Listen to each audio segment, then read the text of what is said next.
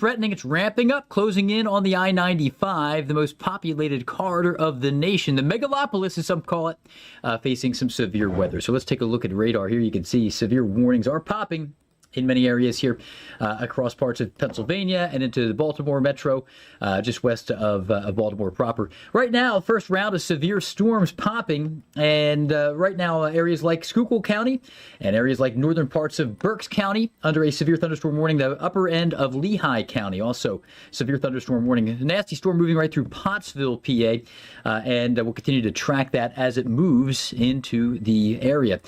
So looking at some of the storm hazards here, damaging wind is going to be our main issue here this evening for most of these storms. So Pottsville in Schuylkill County facing the severe thunderstorm warning until 4:15. And taking a look at some of the storm hazards here at play, we're concerned mainly about straight line winds and some small hail, but you can see the small hail generally going to be about a dime size right now in Pottsville. So it's about wind. And there's a brand new severe thunderstorm warning just issued for Reading, PA, in the heart of Berks County. So again, Pennsylvania's fifth largest city there, under a severe thunderstorm warning there in Reading. So as we continue to track that, the cluster of storms ramping up there, south and west of Reading at this hour. Heading a little farther south, central parts of Lancaster County. Nasty storm just barely to the northeast of the Belmont Shopping Center there. Clear view parts of eastern Manheim Township, moving up into areas around Brownstown. Laycock is going to see a pretty severe part of that storm. Ephrata with some rain and a storm there as well. But the worst of this is going to be moving through an area right around the central and east central, just to the north of Route 30 in Lancaster County. Then all the way down into areas near Marduk Township in western Lancaster County into the River Hills. We're facing some severe thunderstorms moving through eastern parts of York County and moving pretty swiftly into the Millersville area and into Conestoga Township of PA and Peckway, seeing some severe weather. It's mainly south of Route 30, so I'm going to just draw Route 30 on here, running from Lancaster to Columbia. And then down that way. So we're a little bit south of Route 30. Columbia is in on this, but the worst of this is maybe just a smidge south of there, along the river bluffs there of the Susquehanna River. Heading a little farther south, we're getting down into Baltimore and D.C. with severe thunderstorms also moving through the area of Carroll County and eastern Frederick County of Maryland. I'm going to bring up the high-resolution radar data here out of Sterling, Virginia. And there you can see with a little more clarity, nastiest part of the storm blitzing through Westminster. We need every drop of rain here. We've been dealing with significant drought in this area, water restrictions and so forth in place in parts of the Baltimore metro. So there's some good that's coming out of this, but the damaging wind is certainly a negative. Turning reports on, we've had some damaging wind there, tree down on U.S. Route 15 and Mountville Road out there in part of Jefferson, Maryland. It's in Frederick County. And then also north of the PA line up at the Greencastle, PA in Franklin County. Large trees down. Other areas facing some of that. Wires down, trees down as well. So we're going to be looking at some of these hazards here. Anna Azalian is going to be joining me in just a little bit as we take a look at some power outages and that kind of thing as well, as they become a little more numerous throughout the course of the event. But these storms are rumbling and moving east. Large clustering of these. Again, we need the rain. It's been a very, very dry start to the year for many, especially along and southeast of I-81. And, some areas are benefiting from some of this. 2 inches plus there north of Charlestown in extreme northern Virginia there. No, actually, it's eastern West Virginia, the easternmost panhandle of West Virginia, I should say, where we've seen isolated spots with 2 inches. Doesn't represent the whole, but at least some are seeing some of that. And I'm going to go back to the high res from Sterling, Virginia for another storm that's moving through an area around Interstate 66 into the northern end of Fauquier County and also areas of southwestern and western Loudoun County, Virginia. Highly populated areas here east of Front Royal, getting into those western D.C. suburbs. Still a good distance from D.C. proper if you take the area near the Capitol building, about 42 miles west. But look out for it in Middleburg. And by the way, if you are joining us here on the AccuWeather Network and maybe you're about to run out for the evening, you can bring us up on YouTube. We're going to be live commercial-free on YouTube here through the next couple of hours, through the next several hours until 8 p.m. Eastern. By that time, the storm should be near and pushing to the coast, if not farther offshore. Then we're going to go into that the area between Huntington and Charleston, Hurricane, West Virginia. We're looking at some severe thunderstorms popping here, Putnam County, areas around Cabell County, and then down along the Kanawha River, well, actually down farther south, the Big Sandy River, areas around Wayne County and also eastern Lawrence County of Kentucky. Severe storms crossing the Big Sandy River there, just south of Interstate 64 and along I-64 in the most populated corridor of West Virginia here between Huntington and Charleston. Look out. That's going to be an area with repetitive storms, and there's a lot of fuel in the atmosphere here to drive the bus.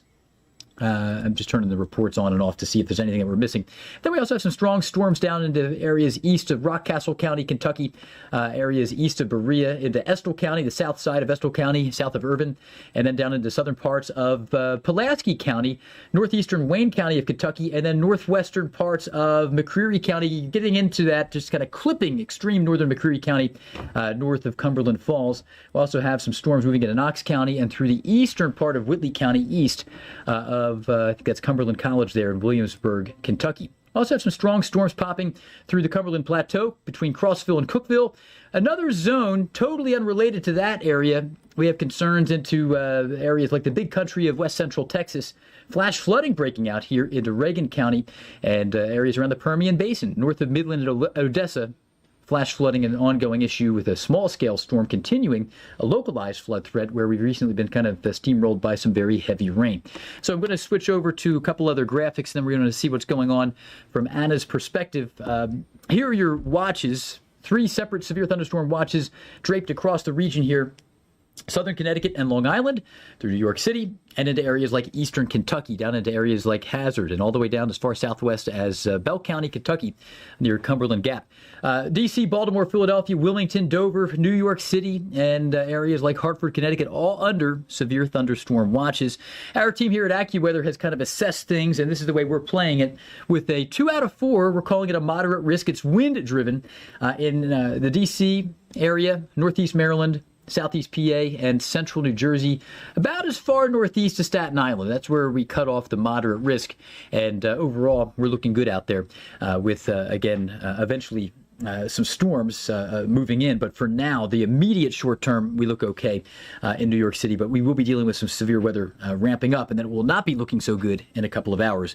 So categorizing the risk, wind is our main driver here in this YouTube live simulcast. Damaging wind in the most populated corridor of the nation, 2 out of 4 on the risk level. And the secondary zone, we got flash flooding, but also big hailers and damaging wind in the Texas Panhandle and all the way down into the Rio Grande Valley. So there are some views. New York, D.C., Baltimore. New York looks nice now, but it will not be looking so nice later on. Those cumulus clouds that look kind of friendly now, they're going to get much taller in the days to come. Or in the hours to come, and then we're going to get much, much colder late this week. So, Anna, we want to see what's going on from your perspective. I know you have an eye on things as well, and there's a big change in the wind associated with all this as well. Yeah, I'm keeping an eye on power outages. We're staying very localized. We have a couple thousand in Pennsylvania, but we're below that 10,000 threshold. So I'm not even going to bother showing you the power outage map because you have to have more than 10,000 customers without power to populate on our map. But I'm going to be keeping an eye on it with the wind damage reports already starting to come in. I want to talk a little bit about the heat, though, because I'm sure a lot of you have been noticing that a little bit more than you're being impacted by the storms just yet. Heat advisories stay out until 8 p.m. tonight for everybody highlighted in orange here. So Boston, for example, not really seeing the severe weather threat today. We think it stays south of you. You did have some severe thunderstorms yesterday, but today it's really just about the heat. New York, Philadelphia, also under these heat advisories. But the change has already started. Anytime we're talking about storms like this, what comes with it? A cold front. And what does a cold front do? It drops our temperatures. And the pattern and the what's been happening in the Northeast recently, the trend is the word I was trying to think of. It's been dramatic drops. It's been a roller coaster, and this is no exception. Take a look at Cleveland. 35-degree drop in the last 24 hours. You went from challenging records, even set or tying a previous record yesterday with your 88-degree high, to now dropping. And you're probably going to need the jacket once again. Hopefully you didn't put it away just yet. You can see we haven't gotten to the coast just yet. The thunderstorm staying out ahead of the cold front. Take a look at our temperatures, though. What does this equate to? I showed you the drop, but Cleveland, you're back in the 50s right now. Meanwhile, New York, still in the 90s. Heat driving the severe weather threat, that's for sure. D.C., you're at 95. I do want to show you future radar just the next couple of hours, take you through the thunderstorms hour by hour here. We do think New York, Philadelphia, not saying you're not going to see any storms before 7 p.m., but some of the heaviest storms could arrive 7 p.m. to 8 p.m., kind of in that 1 hour time frame. You can see how things are moving closer to the coast here. We're at 8, 9 p.m. You can see things staying south of Boston. You get some beneficial rainfall at times in Boston, but not really looking at that severe threat. We're into the overnight hours now, and the rain doesn't go away tomorrow, but it turns into more beneficial rainfall given the drought conditions that we have compared to a severe weather threat. So it really is just this evening that we're dealing with that, taking you through to tomorrow morning, when some of you, for your morning commute, you could have some issues just because of the rain, and we all know how that can impact the traffic. All right, in a little bit here, and by a little bit, I mean about 10, 15 seconds, our network viewers, you're going to be taking a break. We're going to continue on YouTube. I'll leave you with the Thursday highs back to about historical averages. All right, we're continuing on YouTube. I'm going to send things back to Geoff, and we'll take another look at radar. All right, that sounds good there, Anna. Thanks for that report. In a little bit here, we're going to check in with John Porter as well, as he's going to show us Smart Warn, another product here at AccuWeather that our forecast team heavily uses and leverages to keep some of our partners and business. We work with more than half of the Fortune 500 companies to keep people safe. We are going to be up on YouTube here until 8 o'clock Eastern. So if you have questions, weather questions, feel free to put them in the chat here. And friendly reminder to make sure that you subscribe here. We just launched this, so we have about 221 of you on YouTube Live right now. But as we get deeper into this, hopefully those numbers will increase. And you can tell your friends that we are accessible through the comments there. And if you have any weather questions, don't hesitate. We also will help to answer some of the questions as to exactly where and what is going on here in a more comprehensive way with our coverage and future radar. If you have questions about when is it going to hit my neighborhood. While we are up in a commercial break, I'm going to put in a quick request. We do have a severe thunderstorm warning in parts of Kanawha County, the northern part of Charleston, the north side of Charleston, West Virginia. So I'm actually going to hop in to a request here for Kayla.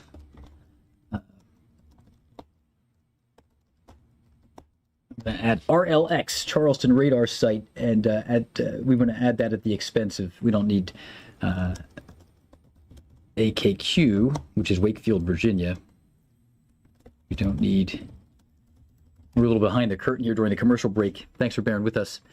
Usually we get a lot done during our commercial breaks here, where we can kind of talk internally, and it's not necessarily broadcast, but we are dealing with this new tornado warning here, first tornado warning of the event here into the north side of Kanawha County.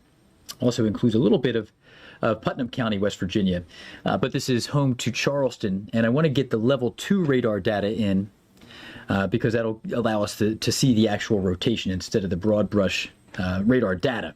But even without seeing that, presumably we're looking at some rotation here, very, very close to Interstate 64 near Cross Lanes, and a little bit to the north of Charleston. So the Kanawha River zigzags here through downtown Charleston, and much of the population of Charleston is kind of organized along the river valley here in this general zone. That's where a lot of the people live.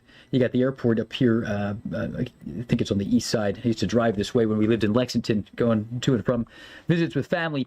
So we know the area reasonably well. And again, most of the population of Charleston is just barely south of the warning, but north of there, up into the northern half of Kanawha County, including the I-77 stretch, maybe about 2 or 3 miles just north of the junction between 79 and 77. This is where the junction occurs along the river here, not far from the airport. There's Airport Village, by the way. You see it on a bluff when you're on the highway. The areas north of there along Interstate 77 are under that tornado warning. I can get the population on that here very soon. Tanner Gardner, we are not expecting severe weather in Indiana. You are going to be too cool and too stable. In fact, you got a really cool weekend coming up. The start to the weekend. You're going to begin to bounce back this weekend, Saturday and Sunday, increasingly humid there. If you do see any severe storms this weekend in Indiana, it's going to be really spotty and embedded within larger areas of rain. So it's not no big tornado setups in Indiana in the foreseeable future. All right, thanks for being with us here on the AccuWeather Network. We are tracking our first tornado warning of the event. This is primarily a wind-driven threat, but there is a tornado warning for the north side of Kanawha County. We're barely north of Charleston.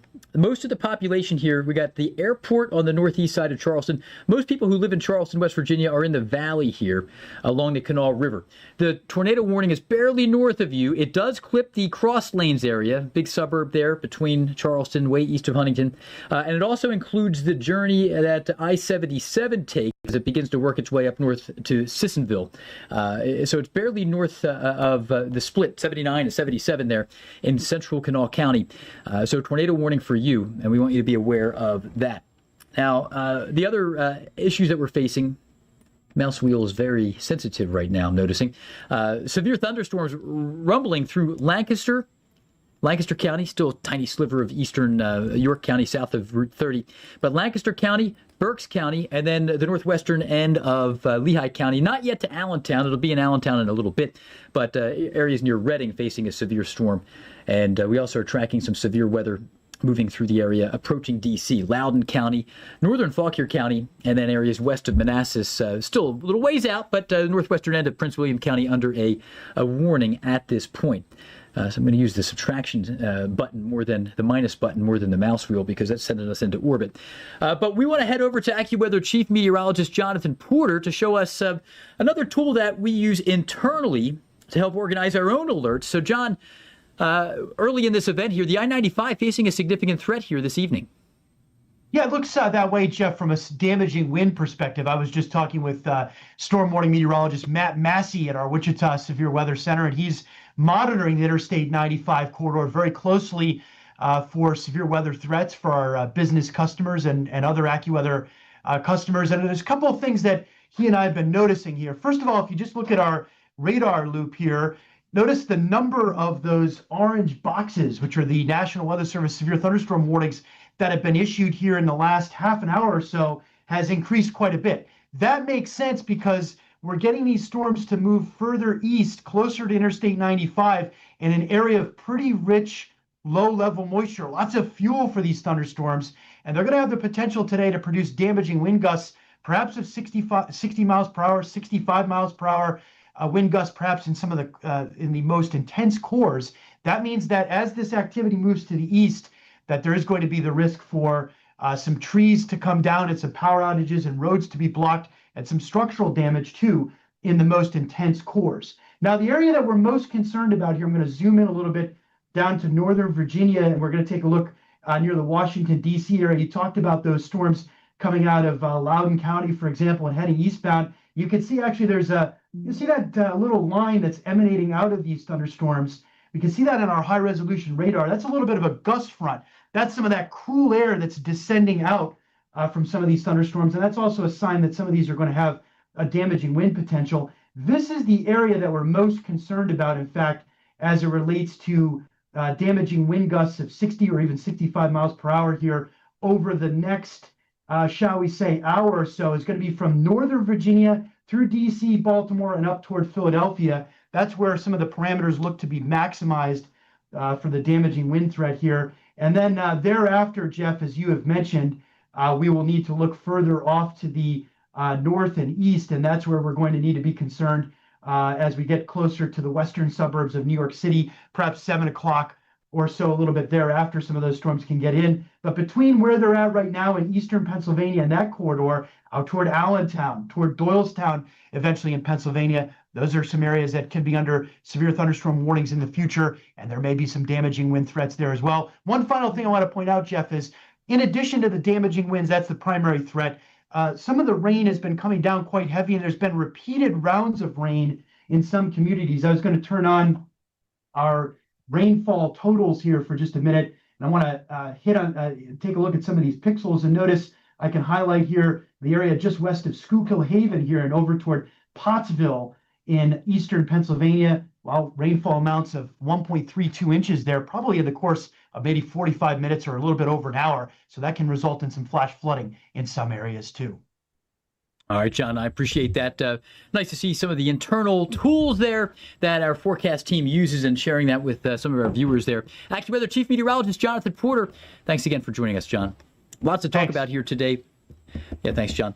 Lots to talk about here with this ongoing setup here, and we are tracking some numerous storms moving through the Northeast. But as we zoom back into the area of Charleston, West Virginia, you can see, I'm going to switch back over to another radar view. My goodness, that mouse wheel is very sensitive right now. But the north side of Charleston, West Virginia, technically just outside of town, there is a tornado warning in progress here into the north central part of Kanawha County. Still waiting for the first bit of radar data to come into that high-res look at what's going on there.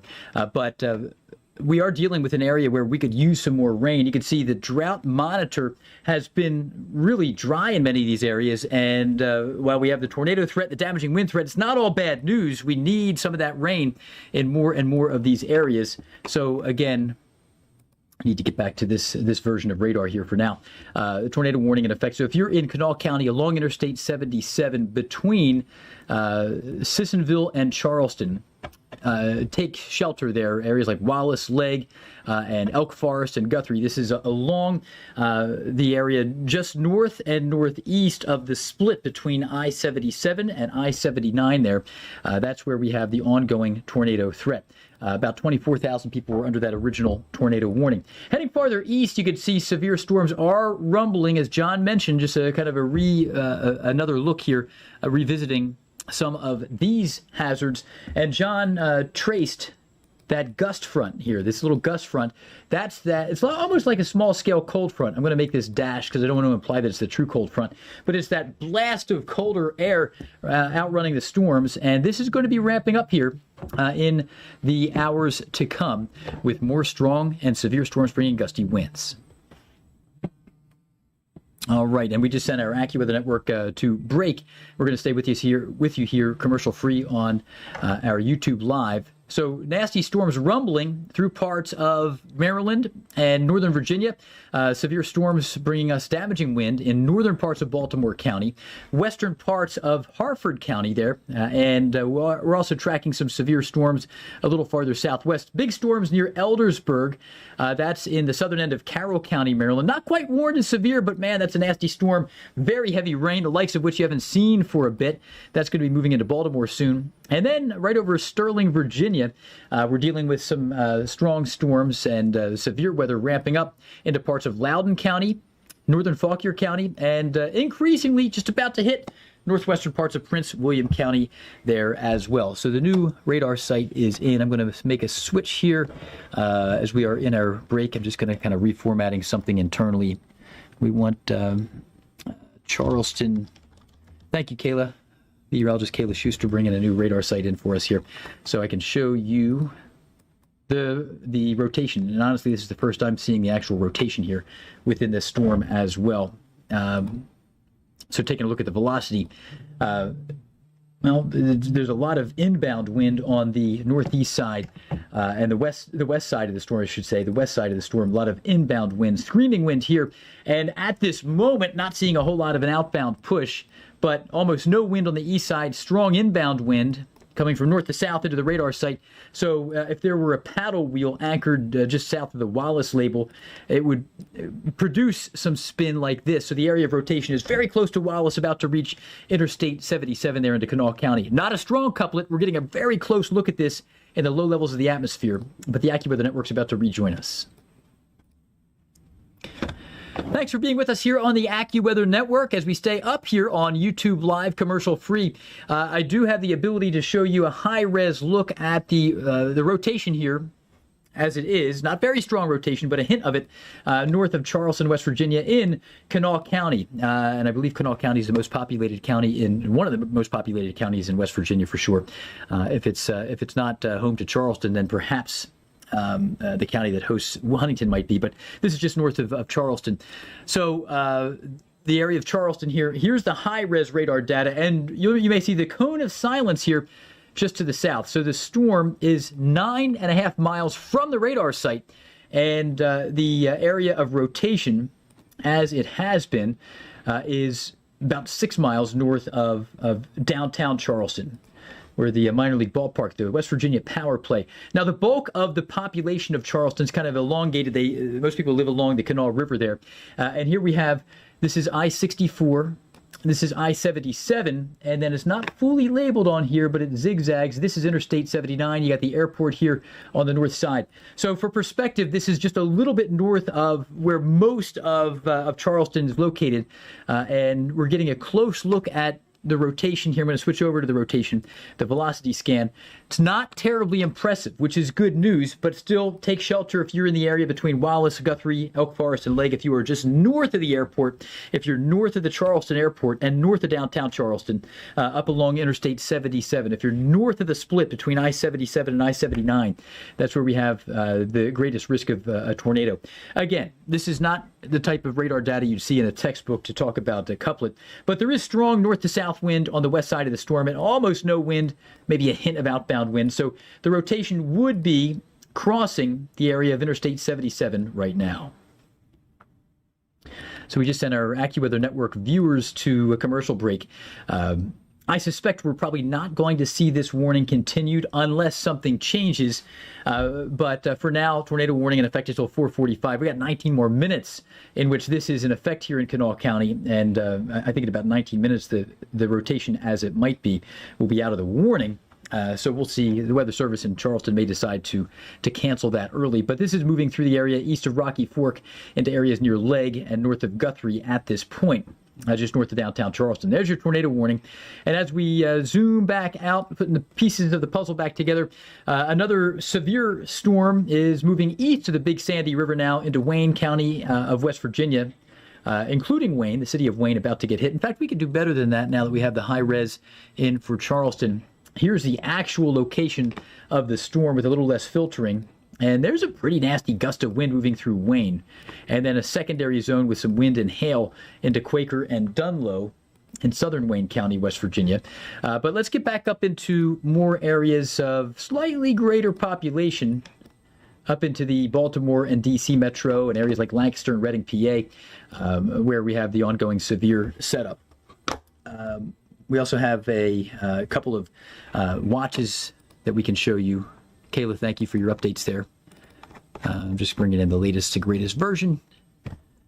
I know you see me and you see Anna, but there's a small army of people working with us now, and others who work even hours before to get the technical stuff going, and none of this works without them, that's for sure.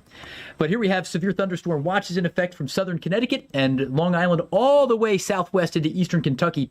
And the watches run until 8 p.m. or 9 p.m., depending on where you are. You can see the labels there. The middle watch runs until 8 p.m. The western and eastern ones run until 9 p.m.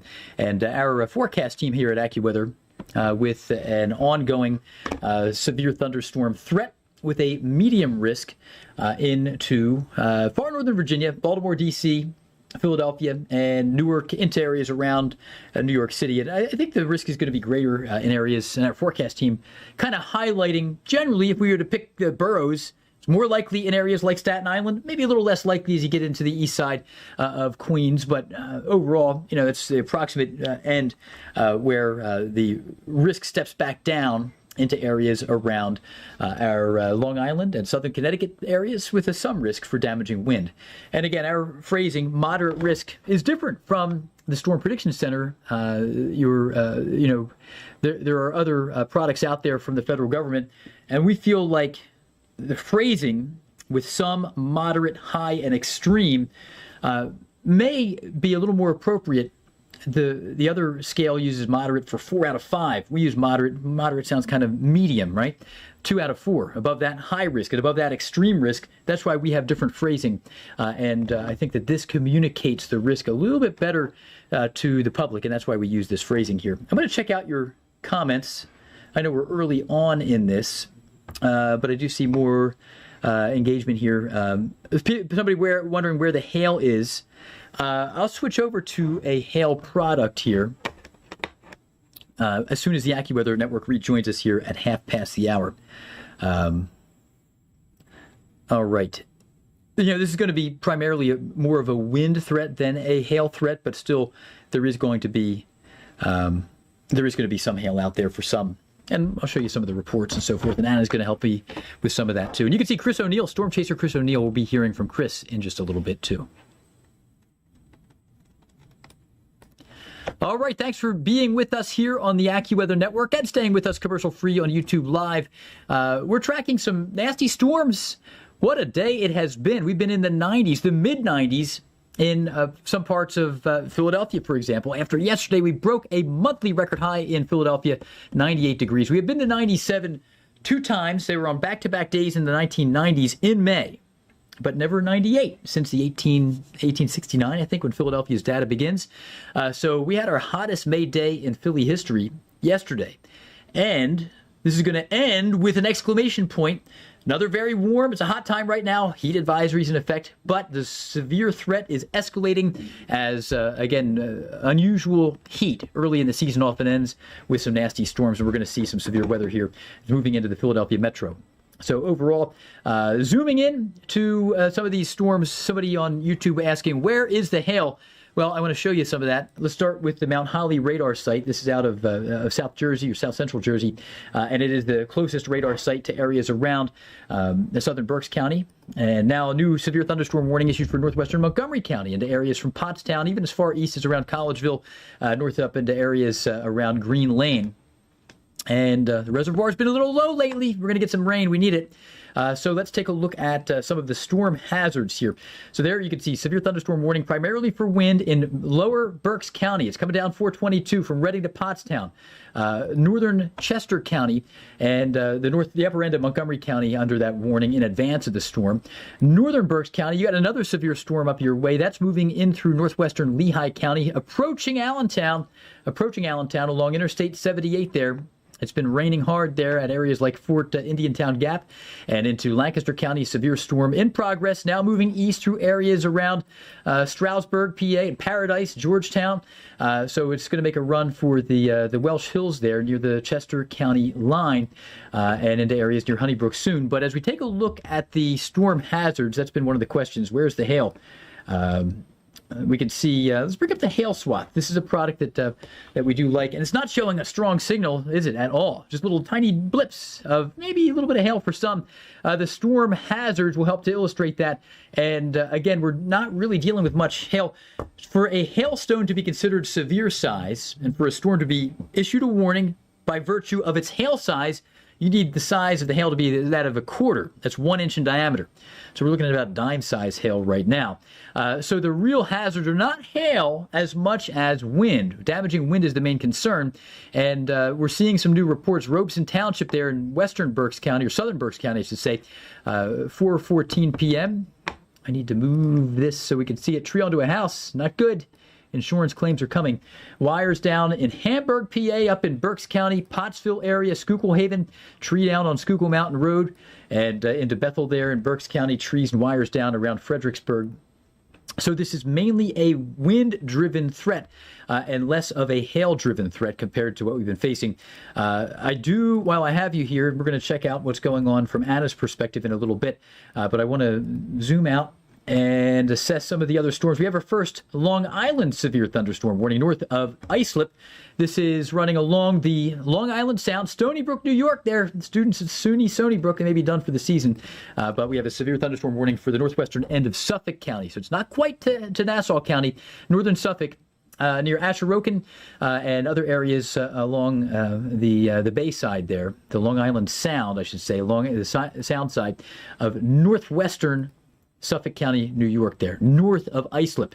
It's not an impressive cell yet, but it will bring some strong winds right along the Long Island Sound shoreline. Heading down into northwestern parts of Harford County and northern Baltimore County up near Cockeysville, a little bit north of Cockeysville. Here's Cockeysville. It's here. We're running up along Interstate 83. Berean, Gilchrist, Bradenball. Let's check out the high-res radar data out of Sterling, Virginia. And this is making a push into Harford County pretty aggressively. Bradenball moving into Jarrettsville as well. So that's the worst of this regarding wind at the moment. Turning on some storm reports. Here's a recent report of wind into Linwood. Power poles down near New Windsor. And Baltimore City, you're getting that. Hey, if you're in downtown Baltimore, if you're in the Inner Harbor, you are beginning to feel that push of wind That's the outflow. There it is, that little tracer. I'm going to loop this so you can see with a little more clarity. Here it comes. That's that outflow boundary. It's a gust front. We did a little social media story about this last week. That's that leading edge of rain-cooled air outrunning the storm.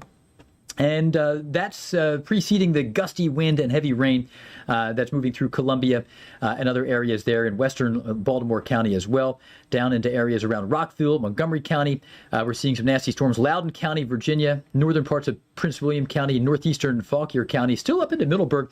And you can see the continuation of this gust front right through Silver Spring. It's moving into D.C. as well. So both Baltimore and D.C., that wind is picking up. That wind is picking up here. That cooler blast. The heat wave is, or the heat, I don't know if it's a heat wave. For some of you, you may or may not string together 90-degree days for 3 in a row. Some of you did, though, in the Baltimore, D.C. area. So the heat wave is ending as this blast of colder air precedes the gust front. I do want to take us down to Kanawha County in West Virginia. The Weather Service has allowed that warning to expire. We were not impressed earlier when we looked at the rotation. Earlier, there was a little bit more rotation when the tornado warning was issued for about 22,000 people or so. But the rotation has kind of, it has weakened. And a quick look at the velocity scan showing that, it continues to produce a pretty strong north to south wind. The distant tracer of rotation is behaving like this here. So if there is any residual rotation, it's now east of I-77. I-79 is not fully labeled, but it runs north of the airport through Big Chimney and up into Jarrett's Ford, Blue Creek area, and then on it zigzags up that way. And I may not be totally faithful to it there farther north, but again, this weak zone of rotation is approaching I-79. It has crossed I-77, and it has certainly stayed decisively north of downtown Charleston and South Charleston as well. But we have seen some hail. Somebody wondered about hail. Cross lanes, half-inch diameter. There's severe hail, quarter size in Poca, West Virginia, and then nickel to quarter size in another part of Poca, West Virginia as well. And then we have some severe weather moving through southern Wayne County, moving into Lincoln County of West Virginia too, east of the Big Sandy River. So those are some of the biggest concerns right now, but we want to head over to Anna Azalian. Anna, we have had some active weather here and is ramping up for the highly populated I-95. Yeah, there's a couple things that I want to touch on here. First of all, if we can take my radar in the big box instead of Jeff's, just want to show you, take a look at the view from our Earth Cam shot in the bottom left corner of DC. Can we go? There we go. Radar. We'll get to the airport delays in a second. I just want to show you thunderstorms moving into DC. They're headed that way. And I mean, you can see it on the Earth Cam shot, a gorgeous shot there as we start to see signs of the storms moving in. So if you're in DC, you have friends or family that are in DC, heads up, because some of these storms do have severe thunderstorm warnings to the west. Now, do they maintain the severe thunderstorm warning into DC? We'll have to see. There are signs that they're losing some of their strength, but certainly something you want to be prepared for. All right, now if our director can switch to my graphics, we'll talk about the airport delays because these storms are already causing a lot of problems. So the minor delays in Dallas, those are not weather related. Just want to get that out of the way before we head up into the Northeast. We have several ground stops and major delays in DC, LaGuardia. I feel like it does not take much wind, especially for LaGuardia to get some kind of delay. So no surprise that as storms start to head that way, we have a ground stop in effect. I'm going to zoom into the Northeast, show you a few more airports. And the other thing I'm going to do here, I have my laptop that I'm going to grab because I have the FAA database up and I want to get you the most up-to-date information about how long these delays are in the areas that it's a delay rather than a ground stop. You can see Philadelphia already has a ground stop in effect as well. Ronald Reagan has a ground delay because of thunderstorms, about 45 minutes. Philadelphia, we have that ground stop in effect further to the north. Really all the New York City airports or New York City area airports, you're seeing issues. So let's go through them. Newark, we have departures grounded because of the thunderstorms. And then as we go to JFK, you can see the minor delays there at JFK. It's more than an hour though. So if you're headed to JFK, maybe somebody's flying into JFK, you're going to face some issues. And we all know how once we have delays, they just pile up and it's a domino effect as we go through the rest of the evening. All right, I think that is the main gist of the airport delays that we will be covering right now. We'll keep an eye on these and keep you updated, but for now, I'm going to go ahead and send things back to Geoff. All right. Thanks so much, Anna. Good stuff. And as we take a look at the ongoing severe hazards, more reports of wind and trees down. We need the rain. We do need the rain, but we don't want to lose trees in the process, and power outages will be escalating. So some of the nastiest storms right now are moving from southern Berks County, PA, into northwestern Montgomery County soon, clipping far northern Chester County of PA as well. Switching over to the high res, there's the more accurate view, entering areas around Pottstown, and here we are with some really intense storms coming down along Route 422. That's going to zigzag down through this way. Again, 422, not a good place to be if you're about to travel northwest of the King of Prussia area, trying to get to Reading. If you have the option, you may want to wait a little bit before this storm blows through, unless you are in an absolute rush. But it's not going to be fun there along 422 in the Pottstown and Limerick area, down through Collegeville in the next little bit. Down farther south, eastern parts of Lancaster County into western Chester County. Strong storms down into the area where they grow mushrooms a lot, into areas around Oxford and southern parts of Chester County as well. Stay with us here on the AccuWeather Network. All right, we just set the network to a break, and we're still with you. I want to check out some more of your comments and reports on YouTube Live. So here we are with...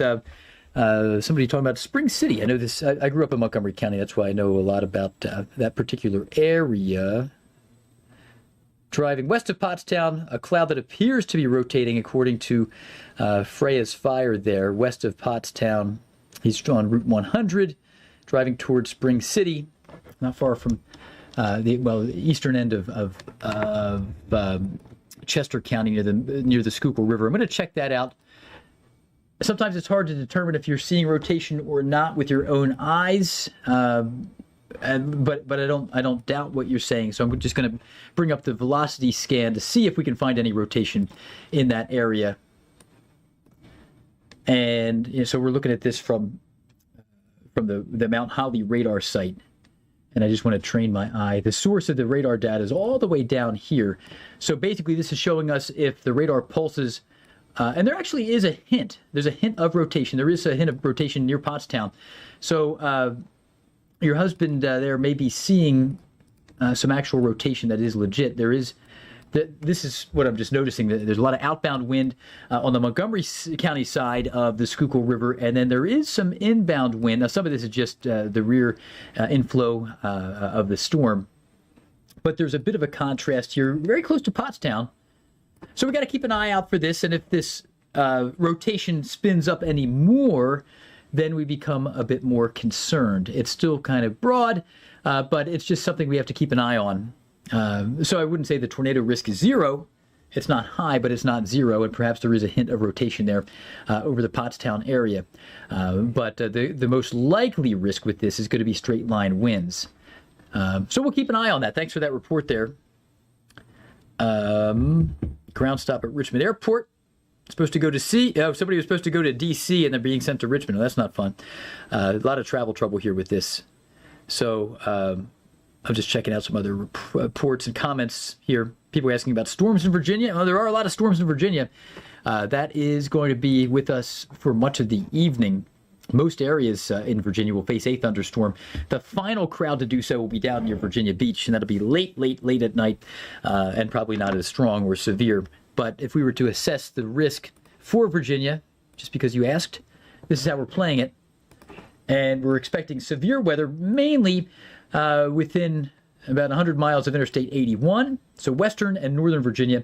But if you're down near Williamsburg or Richmond or areas down near Emporia, down into areas around the Hampton Roads, the severe risk is quite a bit lower for you, partly because the jet stream disturbance driving the bus is scooting in that direction.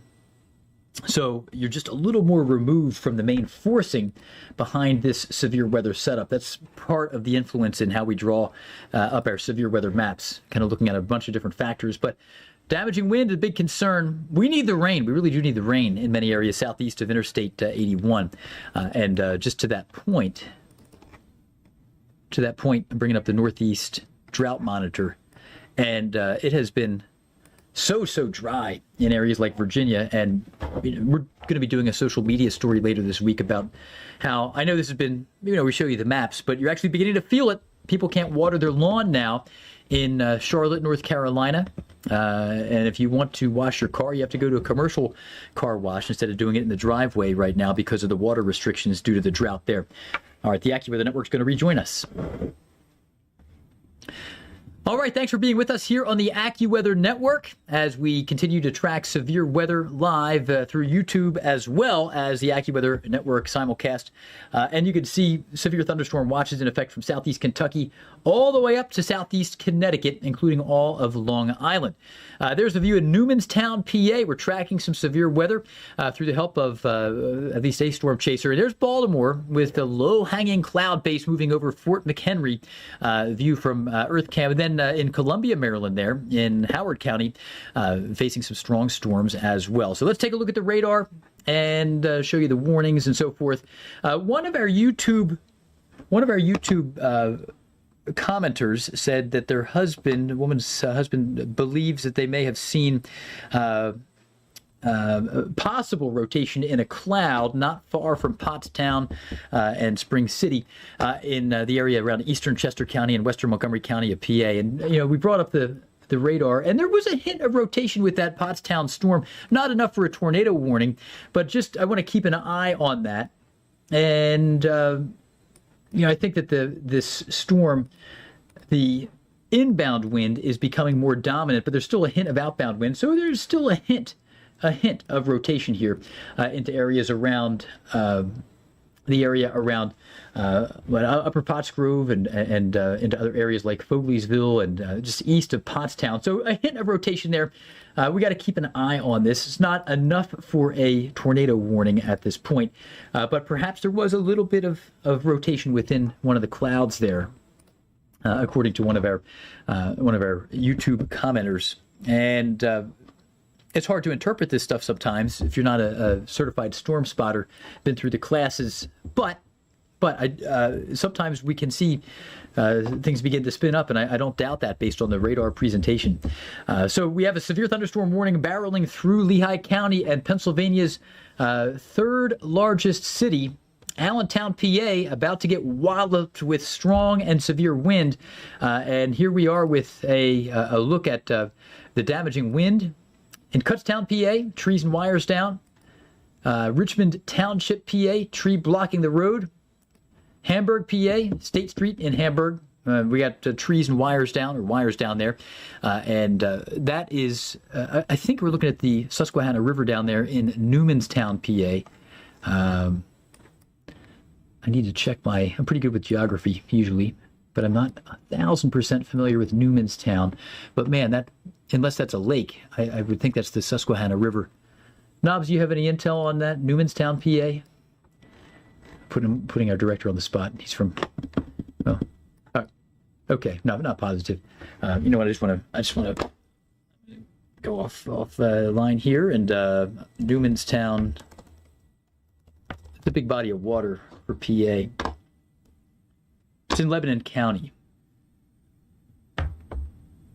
I tend to wonder if our chaser moved from Newmanstown because there's no body of water quite that big. Oh, there's an earth cam. Okay, that's fine. Okay, thanks, Mel. Mel, do you know where that is? What webcam that is? That's fine. Okay, all right. Well, regardless, it's a nice shot and some dark clouds there. We'll be watching for severe weather in many of these areas, and overall, southeast PA, we're tracking some severe storms rumbling through areas like eastern Lancaster County and more of the area around lower Berks County, I should say, lower Berks County and the upper end of Montgomery County, northern Chester County, and upper Bucks is now under a severe thunderstorm warning. Quakertown, long in advance of the arrival of this storm. There's the actual arrival of it, the actual footprint of the storm moving into Allentown and Emmaus and soon to reach Quakertown. So that's some of the worst of it. We're also tracking an ongoing severe cell through Long Island, and this is getting a little closer to the radar site. New storms firing up near Stamford, Connecticut. Pesky, small scale, but intense little thunderstorms are about to move through Stamford. But areas from Coram, New York, up into Port Jefferson on the Long Island Sound side, north of Islip by maybe a dozen miles. We're tracking a severe storm rumbling east, and a little less friction over water. So sometimes these storms can get a little bit noisier there with stronger wind in areas along the water and at the water's edge there. So look out there on the Long Island Sound in northern Sussex County. The severe warnings in Baltimore area, the Baltimore area, have been dropped, which is good news. Still strong storms, and we need the rain. But at this moment, the outflow winds, the outflow boundary has been plowing east into Bowie, Maryland right now, and into areas like western Hartford County now. So this is kind of that leading gust front. And that's actually working to slightly restabilize the air right behind it. But along it, it actually is leading to more lift. So it's almost like a small-scale cold front. So we're seeing new development. The storms aren't actually all moving east. It's more that new storms are popping, and they're still kind of maybe not quite mature enough to become severe, but they're close. For example, down in the southeast corner of Baltimore City, near Dundalk, you can see this storm, it didn't really move in. It just popped up. It's strengthening. And storms to the west out near Woodlawn and Ellicott City and Columbia, they're still very active, a lot of lightning out there, but the severe risk is a little lower with them now, but it's ramping up on the western shore of the Chesapeake. Look out for this cell. This is going to get a warning soon, I suspect, or at least a marine warning for an area near the US 40 bridge. Maybe the 40 bridge is a little farther south, but this area east of Baltimore, going to be a nasty little storm there as that new one ramps up. And also the gust front it's through the capital district of DC. That's that leading edge. And now we're seeing storms still strong, but they're a little more stable than they had been because that gust front's outrunning them. So those storms are losing a little bit of their punch, but I would expect to see some new development triggered by the gust front that could lead to more severe storms a little bit farther to the east. And we'll be tracking that near the western shore of the Chesapeake and also into areas just north of Charleston. Severe thunderstorm warning continuing. We just sent the AccuWeather Network to a break here, and I'm going to go back to your comments. I want to see... I'm going to see if I'm missing anything among the YouTube comments here.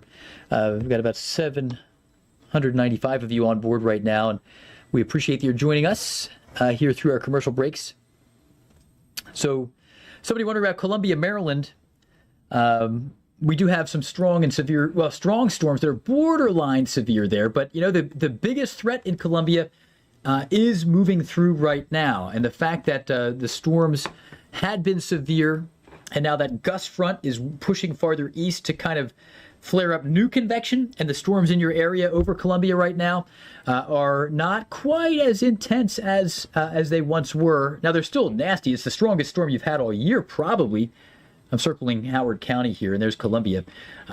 You got a great storm right now. It's a nasty thunderstorm. You could have some small tree limbs, branches come down, but it's not officially warned as severe. I think your gust potential may be closer to 50, maybe 55 miles per hour, as opposed to that 57 to 60 mile per hour minimum threshold for a severe warning.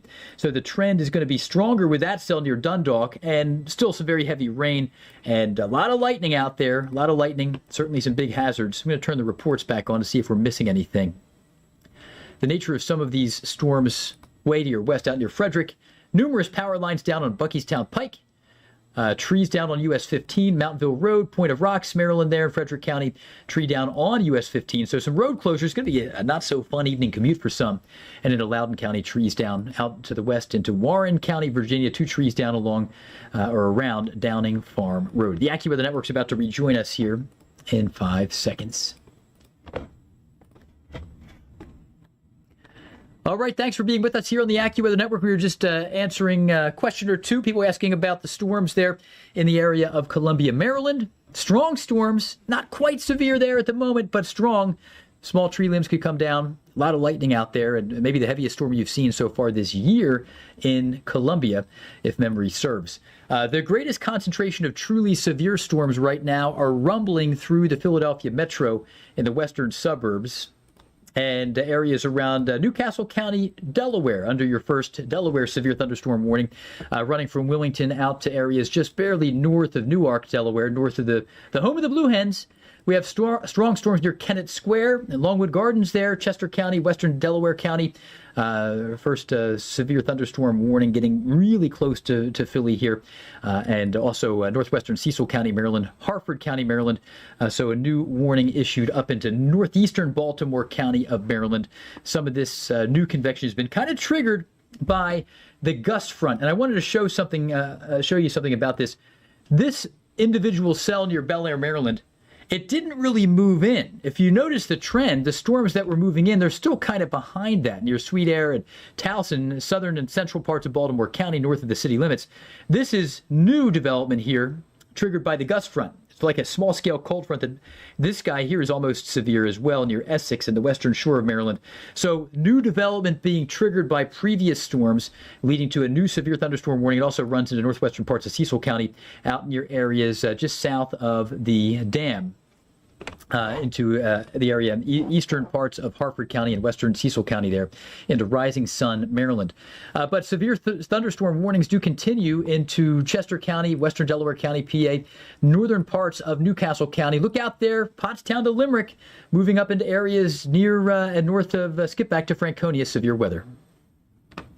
And our AccuWeather network just went to break again. The tornado warning near Charleston has ended a bit ago. That's good news. Checking out a few of your comments here. When will it hit Indiana? This is done. You know what? The threat is over in Indiana. That was really more limited and primarily yesterday. So no issues in Indiana. I'm going to zoom the map way out, and I'm going to give you some good news here. The severe threat for all of this area here, the severe threat for that whole area, it's over. You're done. Good news. Meanwhile, we still track a severe threat farther to the east. So this is the area that we're concerned about this evening and tonight. There's another spot as well. I'm going to wander down into West Texas and eastern New Mexico. That's our secondary storm zone area as well. No tornadoes have been reported in Maryland at this point. What's the main threat for Philadelphia? From CRK Skittle, main threat's going to be damaging wind in the next hour to hour and a half in Philadelphia. Damaging wind, so it's coming up on 5. Damaging wind between now and 6:15 or so, maybe 6:30 in Philadelphia. First hitting areas near Fairmount Park and areas near City Line Avenue, and ending latest probably in Northeast Philly. As it then motors into South Jersey. Severe threats here through Wednesday evening. Damaging wind is our main concern. But let's go into West Texas just briefly. I know the population, it just doesn't compare. It does not compare. El Paso is a huge city, but this is near Fort Stockton. And it's not even in Fort Stockton. The population in some of these areas out in the hills and mountains, extraordinarily low. So that's what we're looking at. We do have a lot of people into Midland and Odessa, hundreds of thousands of people in the Permian Basin with some residual flash flood concerns because of the rain earlier. Abilene, you've got some welcome rain coming in. A lot of lightning west of Abilene. Some of these areas, by the way, have been dry with wildfires, so I think this is a net win out in West Texas. Let's get back to the main storyline here. Somebody was commenting on that earlier tornado warning north of Charleston and Kanawha County, West Virginia. That has come and gone.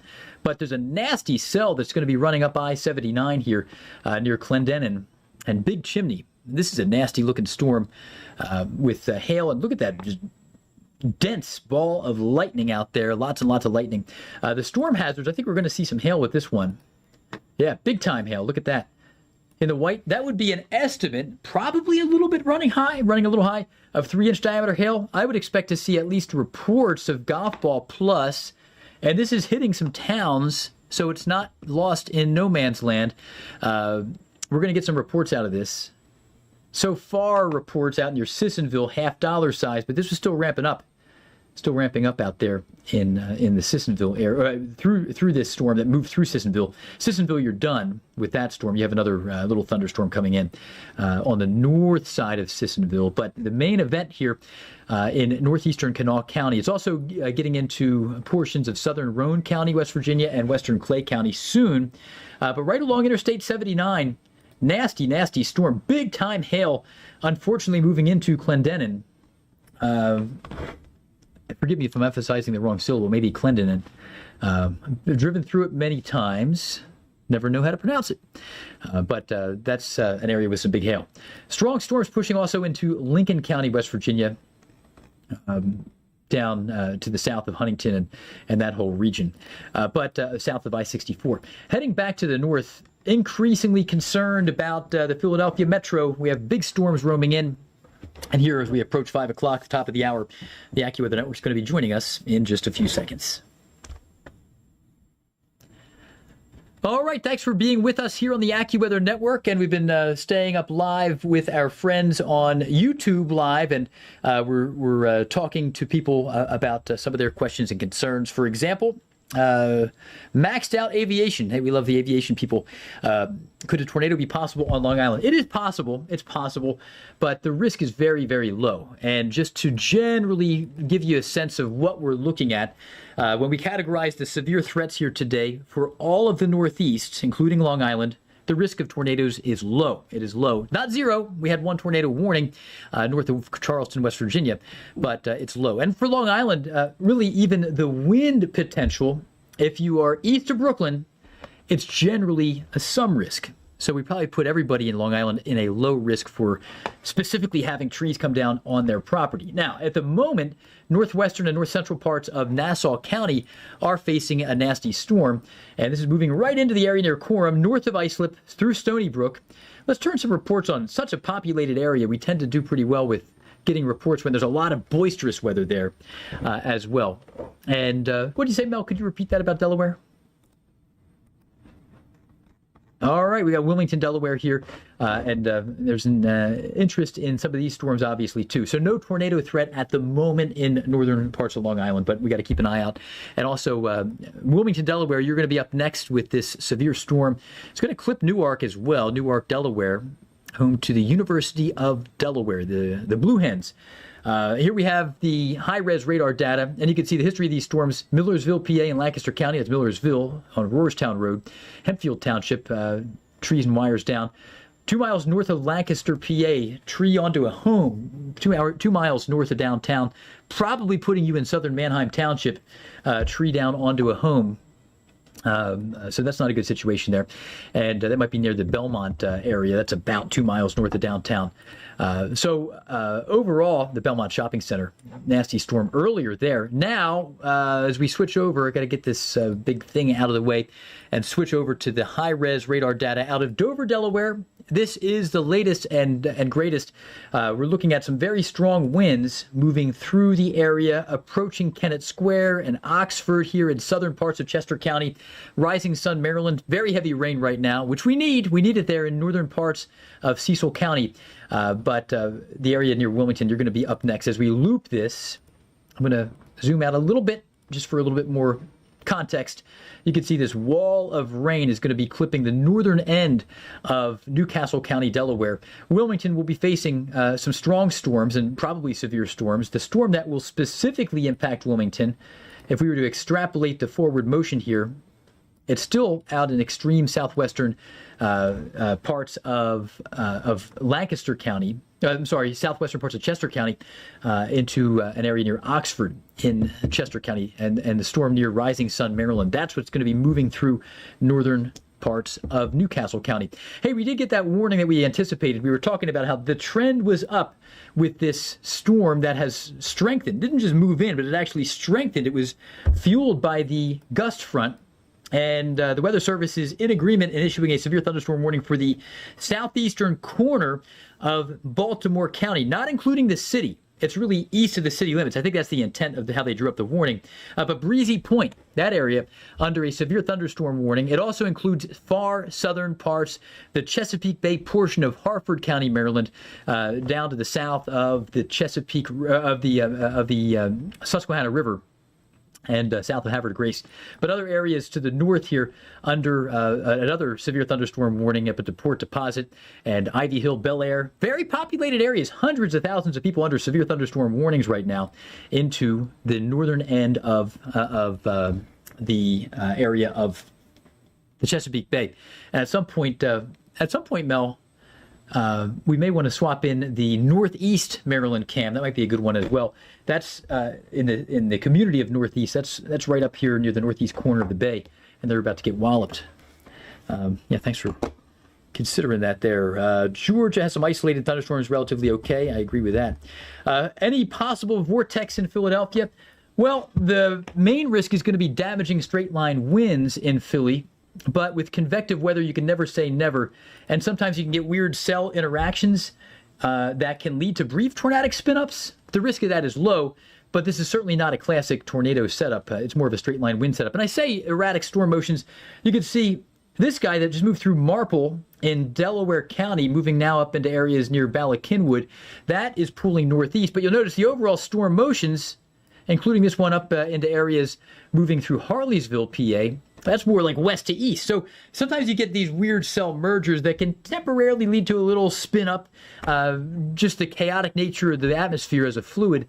So we can't say never. We're not going to say no risk of tornadoes, but the risk is very low here with this setup. We're really concerned about damaging straight line wind in Philadelphia, and that's also the case for Baltimore. Recently, it's also the case for New York City, where you have yet to see true severe weather. Just a little bit of convection beginning to flare up there near Edison and parts of Staten Island as well. Your first few little downpours breaking out. Heading south, you can see some severe weather moving through Edgewood, and a lot of reports of damaging wind there. Tree onto a house just barely north of Lancaster City, probably near the edge of the city limits of Lancaster and southern parts of Manheim Township. Pottstown, multiple trees down. That's not a good situation. We need the rain. We don't want to have to use the chainsaw this weekend. Maxatawny Township there in Berks County near Kutztown, Eagle Point Road, trees on wires, and other areas like Lancaster, Lancaster County reports here, wires down, and so forth. I think we want to head over to Anna Azalian to give us maybe a little bit more comprehensive look at the impacts. Anna, I have to think that we got to be close to some power outages hitting the threshold where they're going to pop up on the map. I'm so glad you mentioned that, because yes, we do have power outages on the map, which I know I'm smiling just because the timing of Geoff. We don't want to see widespread power outages. If we can go ahead and take my graphics in place of Geoff's radar here. Virginia, unfortunately, you are the first one to pop up onto our map. More than 15,000 customers without power. That has started to come down a little bit already. So signs that the power crews are out there, they are working. Now, just because the state is not shaded on the map doesn't mean there's zero power outages. You have to get to 10,000 plus customers without power to pop up on our map. So Pennsylvania, for example, I mean, Geoff was just showing you all of the wind damage reports. A lot of those reports are power lines down. There's a couple thousand people without power, but it's less than 10,000, so it doesn't meet that widespread threshold.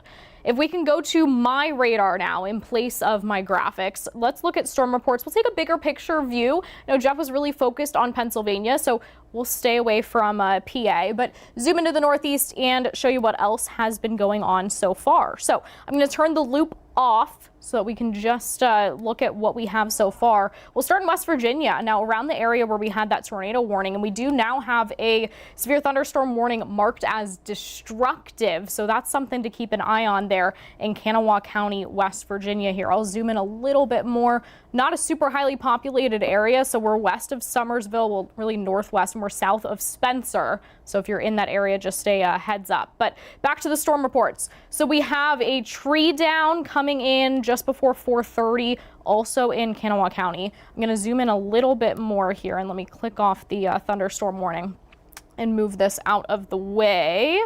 All right, a couple hail reports to talk about as well. We have $half sized hail, we have nickel to quarter sized hail, and then we have 1/2 inch hail. So not anything crazy, but certainly you don't want to be dealing with hail. Hail is hail, never any fun.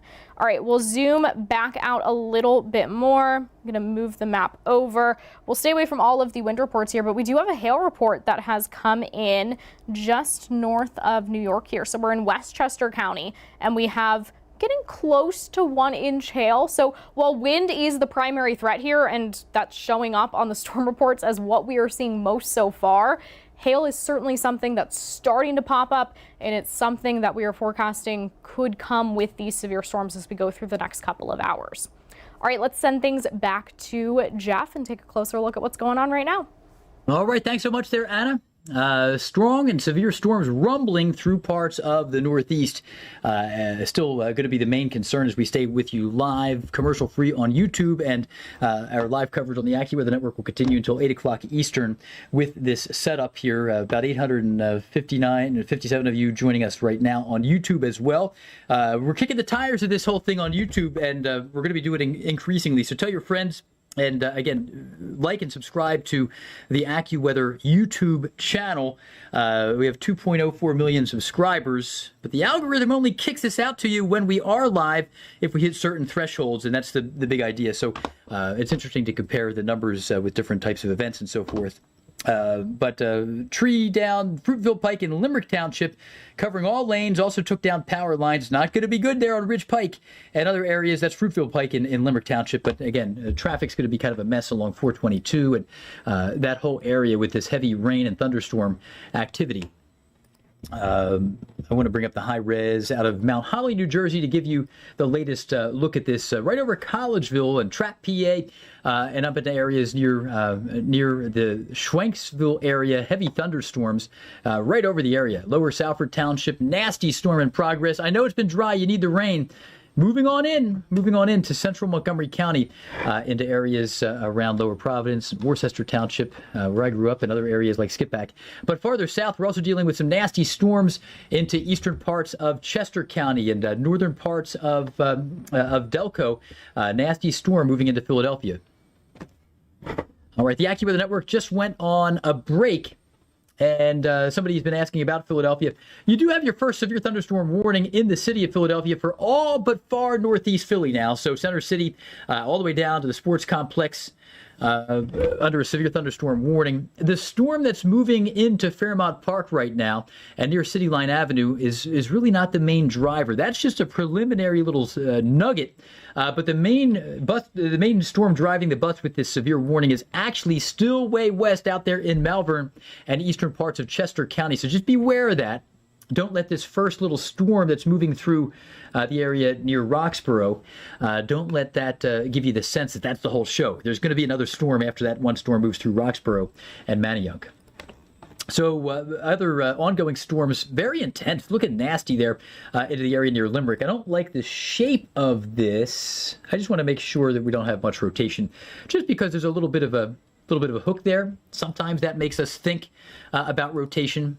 But on its own, that doesn't confirm anything. And I'm not seeing any scary rotation here with the radar depiction when we look at the velocity. So that's good. Sometimes you get, the storm can take on a different shape because of an organized rotation dictating the overall structure of the storm. Other times, you're going to get just natural random processes leading to these blobs that may look like they could be more threatening than they are. What is a threat with this storm is the straight line winds, and that's moving through Collegeville, PA, and into areas near the area of Evansburg here. Pretty nasty little storm moving through that area. Up into Hilltown Township, Bucks County, nasty storm also along the area moving into Franconia, Hatfield, PA, and into Hilltown Township. Chalfont's going to be up next. We also have some nasty storms moving through the area of Easton, PA, and Northampton County, and northern parts of Bucks. The far upper part of Bucks County there, up along the Delaware River. Nasty storm. This is going to be barreling right down I-78 across north central Jersey into the New York Metro, and the environment is very, very warm and very unstable. The northern Suffolk County cell is no longer warned as a severe thunderstorm. That's good news there into Long Island. So a lot of questions about, well, there have been a question there too about Long Island. Yeah, no tornadoes. No, we're not seeing any, we're not expecting any tornadoes right now in general. I'm seeing a lot of comments about tornadoes here. And in Limerick, back in '94, we had a nasty F3 tornado there that was a deadly event. So I know that there's some weather trauma in the past in that area, but no, we're not expecting a tornado out of this. We need to keep an eye on the radar. We can never say never. Little storm interactions can lead to brief spin-ups. This is not primarily, it's a wind event. It's not a traditional tornado setup here for the East Coast. The gust front is now reaching the area of northeast Maryland, and there you can see the view. Thanks for bringing that up there, Mel. That middle camera, the middle camera is kind of a unique place. It's up in the northeast corner of the Chesapeake Bay. I don't know if the label will pop. There it is. So this is where that's located. So the gust front just moved through northeast, and you can see it doesn't look like much is going on in that view yet. I don't know precisely which way that camera's pointed. If I had to guess, given if it's really in northeast, probably is looking south. Not positive. We may be seeing, looking north to south, the edge of the landmass here on the right side, looking from north to south. But we're going to see a big storm roll through that area in the next 20 minutes. All right. Thanks for being with us here on the AccuWeather Network. And we are tracking some severe weather.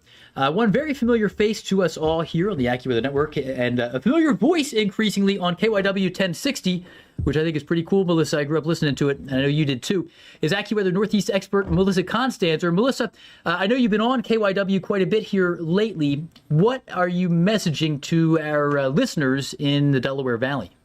So one of the things that's a little bit different, Geoff, from what we do a lot of times on the network or even on YouTube is the fact that we focus on kind of the roadways, right? Because when people are listening to the radio, they're in their car. So when I'm doing things like KYW, for example, and their news radio across Philadelphia, I'm really focusing in on those roadways. So for example, that one thunderstorm really strong right now on the 422 corridor. So you're kind of listing some of the exits there as you're going along. The other thing then, that one in the Lehigh Valley around the Allentown area is working its way on Interstate 78, and that'll cut into New Jersey. I also saw a cell go over the Commodore Barry. So we're listing the bridges, the roads, the things that people really know, so that as they're driving, they're not just driving into a wall of rain or potentially even a little bit of hail is possible for this.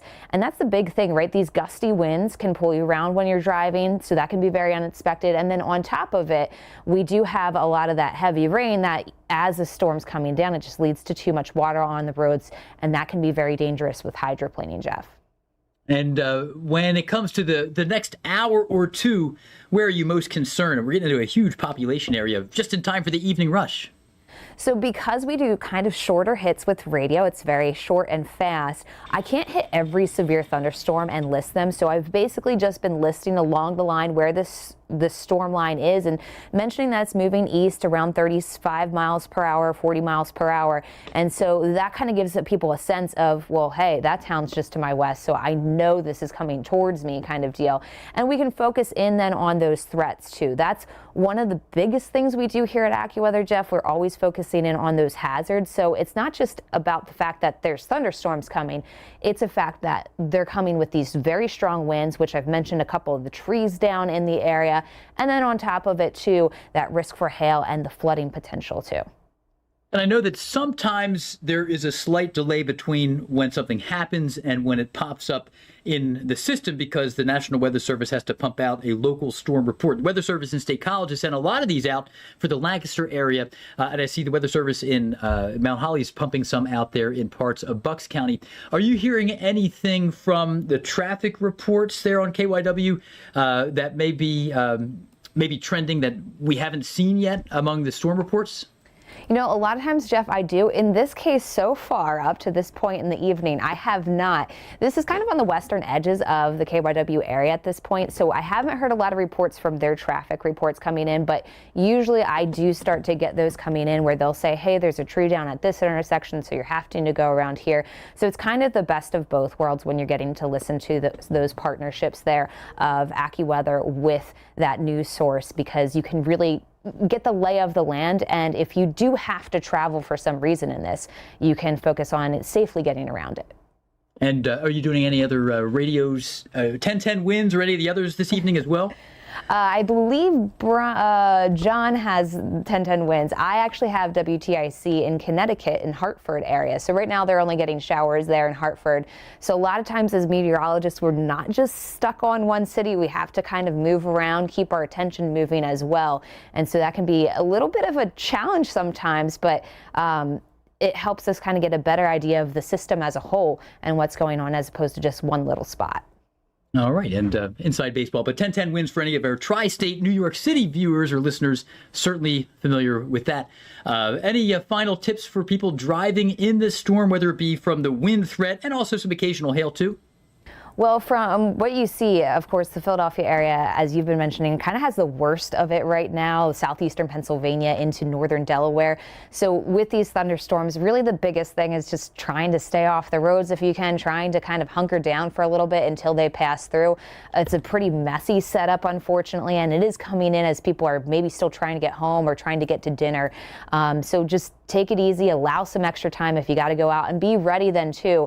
I think the other thing then, once this line starts to move further through the area, especially the Philadelphia area, for example, I'll start mentioning, hey, you got to allow some extra time because there could be trees down where you weren't expecting them. You could come around a turn and all of a sudden find a road closed. So you need to make sure as these storms are coming through, you're very cautious, because if you're the first one on that road, you could be the first to find that tree down. And it's going to be a big problem. Then I-95, it's a mess down into parts of Hartford and Cecil County, Maryland. So thanks so much, Melissa. She's one of the best. We're fortunate to have her here. And I know you have a busy schedule. So thanks again, Melissa. Thank you. All right. Melissa Constanzer, you will see her again a little bit later on through the coming weeks as well. So we're looking forward to more from Melissa. But overall, we have some severe storms rumbling through parts of eastern Maryland and northern parts of Delaware. Severe storms, Philadelphia, again, ramping up as the area around Manayunk and the area around, also up into Roxborough now, facing a nasty storm. But the main event is still off to the west there. The strongest part of this is just south of the Turnpike, moving into an area around far eastern Chester County and into an area approaching the King of Prussia and Valley Forge exit. Down into Edgewood, Maryland. Look at this. This is a nasty round of rain. We need the rain. A lot of this is bringing some damaging wind potential as well. Turning the reports on, here we have Fells Point, wind gust of 57 knots, 66 miles per hour. So 66 miles per hour in downtown Baltimore at a personal weather station near Fells Point. Several trees blew down throughout the city. So again, one report, but it's a high impact report there in Baltimore. And that's a big problem there. So in Baltimore City, 66 mile per hour wind. If you have a 66 mile per hour wind, 20 miles from Dodge City, Kansas, impacts are limited. If you have a 66 mile per hour wind right through Baltimore City, you have problems. And again, a nasty evening commute is in its early to mid stages now in the Baltimore area. Stay with us here on the AccuWeather Network as we continue to track an evolving severe weather setup across the highly populated Northeast. All right, we just sent our AccuWeather Network viewers to a break. Somebody asking, could Maryland get a wedge tornado? It's extremely likely that you get a wedge tornado. No reports of tornadoes with this setup here. Earlier, there was an area of rotation down north of Charleston, West Virginia, long ways away there. All right, somebody says they see a funnel in Hillview, Kentucky, and they're taking shelter now. All right, I used to work in Lexington, Kentucky, and we covered all of southeast Kentucky there, all the way down almost to the Virginia line. No severe warnings there. You can get some chaotic storm motions and low-hanging clouds that can look ominous and scary, but at this point, we're not seeing any significant tornado threats there in southeast Kentucky. There are some heavy thunderstorms, though, moving through the area near Knox and into areas around south of Manchester, I think Clay County, Kentucky. So a nasty storm that's got to be close to being warned as severe. That would be moving into an area eventually into the western end of Perry County. That's home to Hazard. And we do have a destructive severe thunderstorm warning. We were kind of enthusiastic about this cell earlier when we saw that ball of lightning. And still big-time hail out there. This is moving through the I-79 corridor, northeast of Charleston, West Virginia. We're going to have to talk about this with the AccuWeather Network viewers here briefly when they rejoin us, because this is one of the nastiest storms on the map. It's a freestanding storm, so in the eastern end of Kanawha County, tree down. But the bigger concern is hail, half-dollar size hail in Sissonville. I want to bring up that other product here to see if this is worth our time on the network. I'm definitely going to show that. Big-time hail signature there in part of West Virginia. So the network's going to rejoin us here in just a moment. Thanks for being with us here on YouTube. All right, thanks for being with us here on our YouTube live simulcast of the AccuWeather Network. Our YouTube people have been with us nonstop, but here on the AccuWeather Network, we're tracking a variety of storms, and the highest population area being affected, Baltimore and Philly. We had a 66-mile-per-hour wind gust measured in a personal weather station in the city of Baltimore. Numerous trees down in the city of Baltimore. So that's probably the biggest city that's been hit so far. Next up, though, is the city of Philadelphia, and we have big concerns about damaging wind there as well. So this is beginning to move through northern Delaware County here north of the city of Chester, Marple, Swarthmore, parts of the main line there in the far lower part of Montgomery County down into Lower Marion Township. Things are ramping up. Malvern, Sugartown, West Goshen, Westtown there in eastern Chester County. But we also have a little renegade cell. And if you're tuning in from Abington, PA there at Cheltenham, that's not the main event. This little cell that's just clipping through the area of extreme eastern Montgomery County and pulling through Fairmount Park into Jenkintown. That's kind of the appetizer. The main event actually is from King of Prussia southward down into Westchester and moving east. So that's a big concern. Also a nasty storm moving into New Jersey. It's just crossing the Delaware River there along Interstate 78 from Easton, PA, where they make the crayons. And I grew up, those of you in Philly, I grew up saying crown instead of crayon. It's a thing. But we do have a severe storm rolling east into I-78 through parts of New Jersey. I want to go briefly down into West Virginia because we have a destructive severe thunderstorm warning exiting northeastern Kanawha County along Interstate 79. And before our AccuWeather Network goes to break, I'm just going to briefly bring up this other product that shows us the hail size. And it may be running a little hot, but there's an estimate of 2 to 3 inch diameter hail east of Clendenin.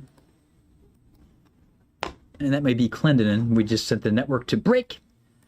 I've been using every little second we have and not really sending them to break comfortably here, but we're getting out on time, I think, today. Mel, if that's not the case, let me know and I'll be a little quicker. But so Cardi World is talking about wedge tornadoes. We really, I can tell that there's probably some weather phobias tied to this. We're not expecting numerous tornadoes with this setup. And somebody asking, could it be a powerful wedge or not as powerful like an EF1 or EF2? We're not generally, if we had to put money on this today, I would expect fewer than 3 tornadoes between Connecticut and Texas. We're not expecting tornadoes for the 99.999% of you here today. So I know that there are some weather anxieties tied to this, but you'd like us to say that there won't be any, and we can't say there won't be any tornadoes. But I'll say it this way, and I interact with somebody in Ohio who has tremendous weather phobias, and you can never say never with the weather, but what I'll say is this. The tornado risk is so low, we're not even mentioning it. We're not even mentioning it on this graphic. We're mentioning downpours, flash flooding, even in a drought-stricken area. We're mentioning hail. We're mentioning damaging winds. The tornado risk is so low, it's not even worthy of mentioning on this graphic. So I really do not think that, I don't know, we're not expecting tornadoes in general. Could there be 1 or 2 in an area that affects a small, tiny percentage of the millions and millions of people in the I-95, perhaps extraordinarily low risk, extraordinarily low risk. And we don't say no, we don't say none, we wouldn't say no tornadoes. We wouldn't use this graphic in an environment where there was zero risk, but the risk is very, very low. And our friends at in the forecasting department would also say there's less than a 2% chance of a tornado within even 50 miles of you. Very low risk, very low risk. So I'm trying to all but say you will not have a tornado. But the atmosphere has a way of humbling us, and you can never say never. But the risk is very low. Southern Connecticut into eastern parts of Kentucky, these are your severe thunderstorm watches, and even baked into that conversation, no tornado watches, no tornado warnings. But this is the area where we're concerned about severe weather. And you can see that Harrisburg, you were once under one of these watches. Western Maryland, you've been cut out of it because the storms are through those areas. In fact, we can begin to even eliminate a few more of these areas. The storms are through Baltimore, but they're certainly present barely east of downtown, the Inner Harbor area, very widespread. And there is still some convection coming into. Another storm is moving into Baltimore. I suspect this will not become severe, the new one moving into Baltimore, because the atmosphere has been worked over by the earlier warnings, the earlier storms that produced warnings. You can see the severe threat is largely east of the line I just drew. So even if you're in Bel Air, maybe you're out and you're concerned about the kids at home, if you just talk to them and they're in Bel Air, they're going to be fine. The worst of the storm is through. I know the warning officially still in effect, but the severe threat's now pulling through and east of Interstate 95 in Bel Air, away from Bel Air. Just kind of an example. But now we do have some more storms popping up over Howard County, moving into Baltimore. But these are probably not going to become severe off here to the west because the atmosphere has been slightly restabilized. The environment's very different than it was before that first storm rolled through. And we're tracking some severe storms moving through parts of the eastern shore. They're moving into eastern Cecil County and Kent County as well. And there's that view in northeast, waves picking up and rain moving on in. All right, thanks for being with us here on the AccuWeather Network. We are tracking severe weather as we move forward through the evening. The I-95 in northeast Maryland, mainly east of the city of Baltimore, facing some nasty severe weather right now. Baltimore has had a gust of 66 miles per hour. Reports of numerous trees down in the county. Here's a new report. We're going to get more information. Multiple trees down, including one that impacted a house and a car in northwest Baltimore near the Lockern neighborhood. And then Fells Point, look at this, 66 mile per hour wind gusts measured by a personal weather station there. Some of you guys are into this. I have one in my backyard, and it's fun. It's fun to see the nature of the rain and the high temp and low temp for your personal backyard. We are, again, dealing with some nasty storms there that are bringing a lot of trees down and wires down as well. And we can head a little farther north here into the Philadelphia metro, where storms are flaring up over Cheltenham and Jenkintown. Nasty storms there in the lower part of Montgomery County, south of Norristown as well. Heavier thunderstorms. The area from near Phoenixville to East Norton and Ambler kind of missing out on the worst of it. We got clipped by it, Collegeville to Cedars, PA there, and areas around Lansdale. But a little south of there, got a little bit of a break. But just south of the turnpike, nasty storms moving through Radnor. Almost all of Delaware County here facing a nasty storm. All of Delaware County is under a severe thunderstorm warning. Whether it's the one to the north or to the south, you're under it. Wilmington, Delaware, you're getting very close to it. And I need to check out our Slack channel here. Thanks, Jesse. I'm just making sure I'm not missing anything. Emergency vehicles in the Baltimore CAMs. 143 reports of damaging wind so far in the east today. Severe thunderstorm warning ramping up in Philadelphia, obviously, as we've been tracking these storms moving through Delaware County and into the city of Philadelphia. So if you're in Philly, here we got the sports complex down this way, actually, just east of the Schuylkill River. And Center City, Philadelphia, we have areas like the area of Roxborough and Manayunk down here, northeast Philly. All these areas will be affected by the severe weather. But first up, the area of extreme northern parts of northeast Philly getting clipped by the first storm, but the main severe threat's moving in from your west. So first up, it'll be areas near City Line Avenue, and you're about to get in on that soon. And then other areas to the east, like Center City, Philly, and down into South Philadelphia, you're going to be in on that as well. And again, the entire city will be affected by this, with damaging wind and hail your main concerns. So as we zoom in here, I think we're looking at about 30 mile per hour eastward movement here. I just want to confirm that before east at 30. So if we extrapolate the eastward movement here, I think we're going to bring up a big number of towns.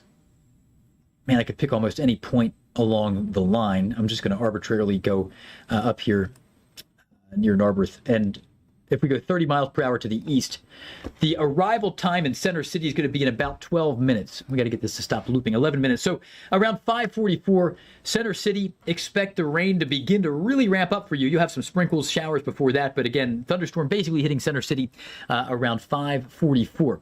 Other areas like Pennsauken, New Jersey, 21 minutes from now. So 5:54 p.m. arrival time. Cherry Hill, 25 minutes from now. So 5:58 p.m. in Cherry Hill.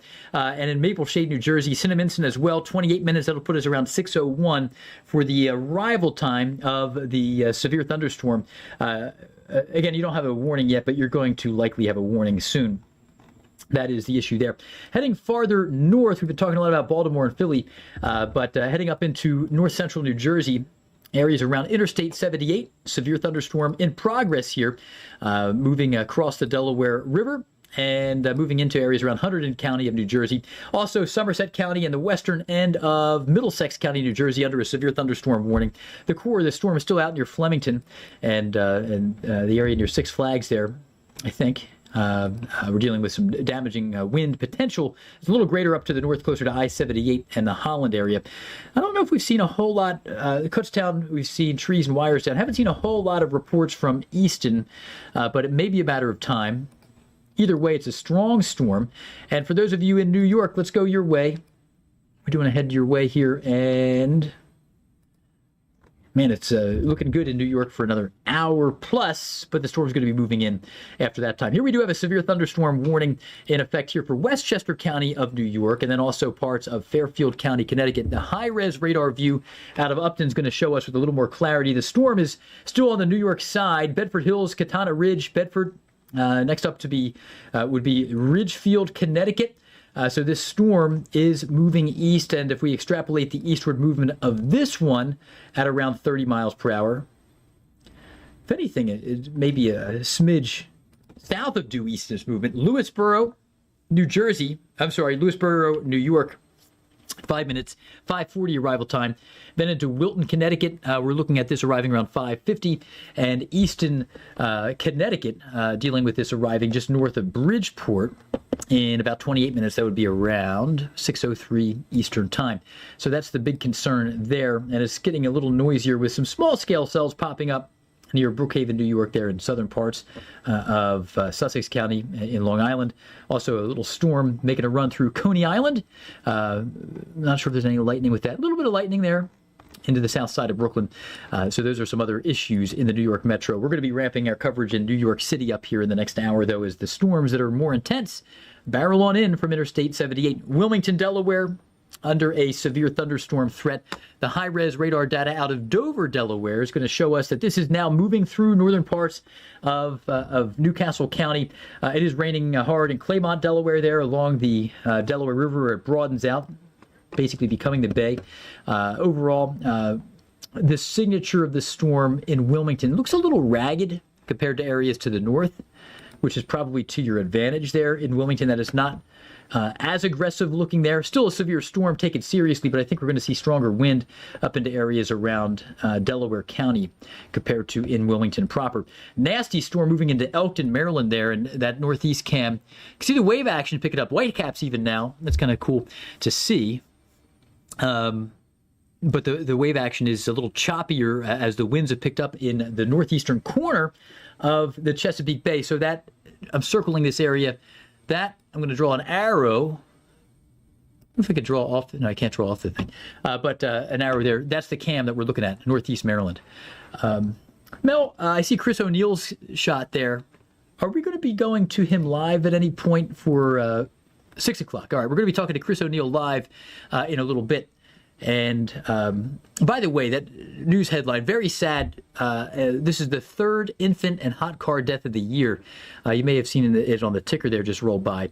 A little 4-year-old girl in California found dead in a hot car. It's the third of the year. Man, those stories are so sad. And, the numbers, we average a few dozen of these a year. If there's anything we can do to stop that, there's better technology now in the cars, but that's just caught my eye as that rolled on through. The people at kidsandcars.org, they do some good work trying to keep people safer and just educating people about all that. Nasty storm moving through the area of Aberdeen, Maryland.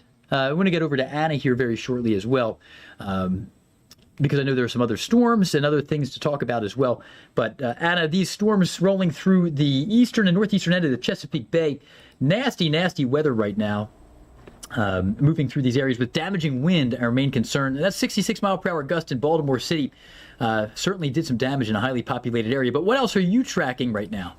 Well, I have an update on the power outages. Virginia is down below 10,000, still about 9,000 customers without power, but we're making progress. Pennsylvania, you can see, though, has jumped more than 22,000 customers without power.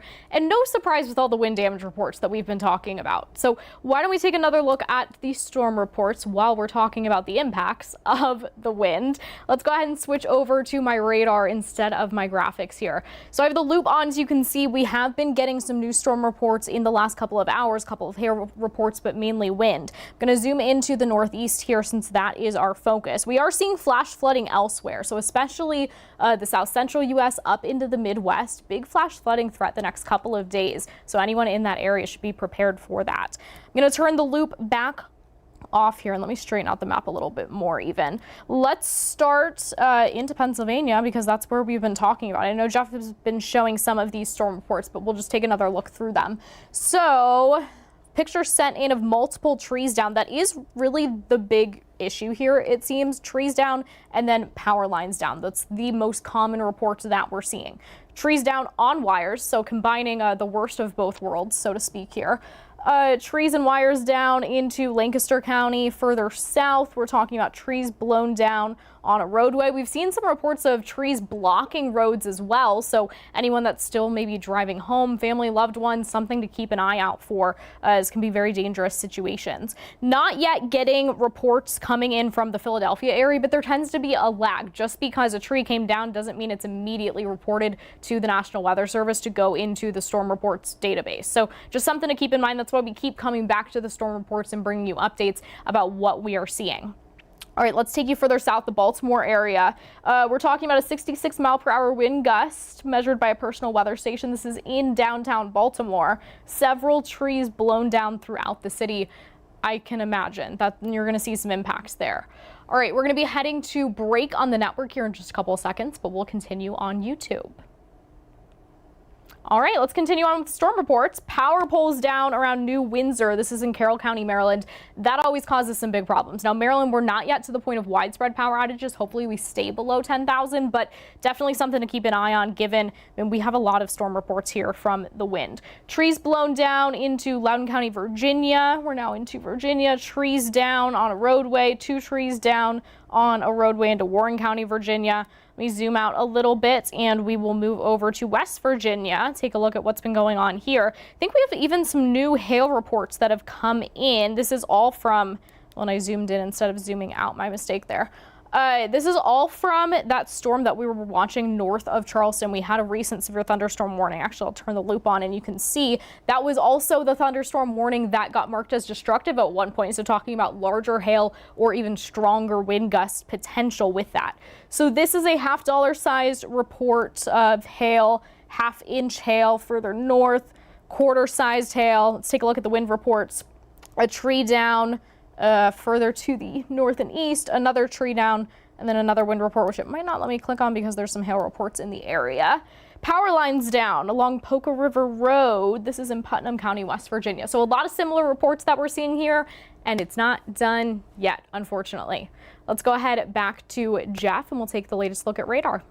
All right, thank you so much there, Anna.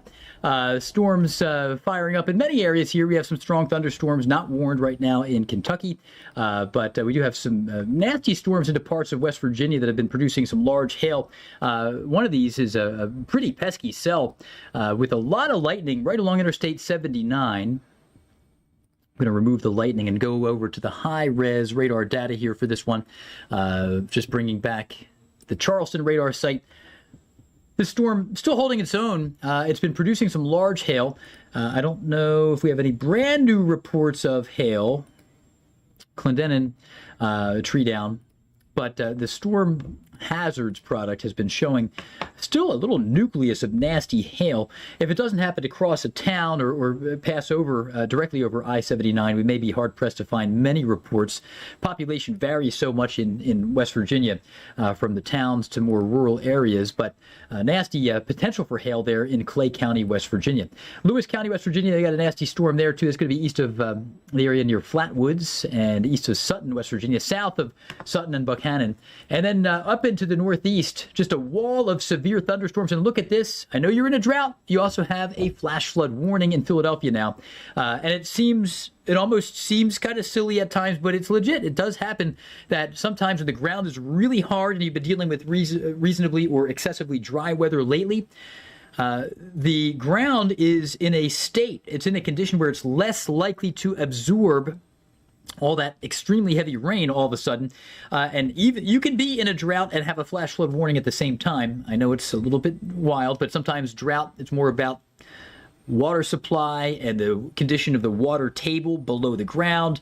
And you can have huge puddles and still be in a drought. In this case, street flooding is our main concern. And frankly, in urban areas like Delaware County, Philadelphia, Lower Montgomery County, and also parts of Camden County, New Jersey, Burlington County, New Jersey, very close to the city and the river.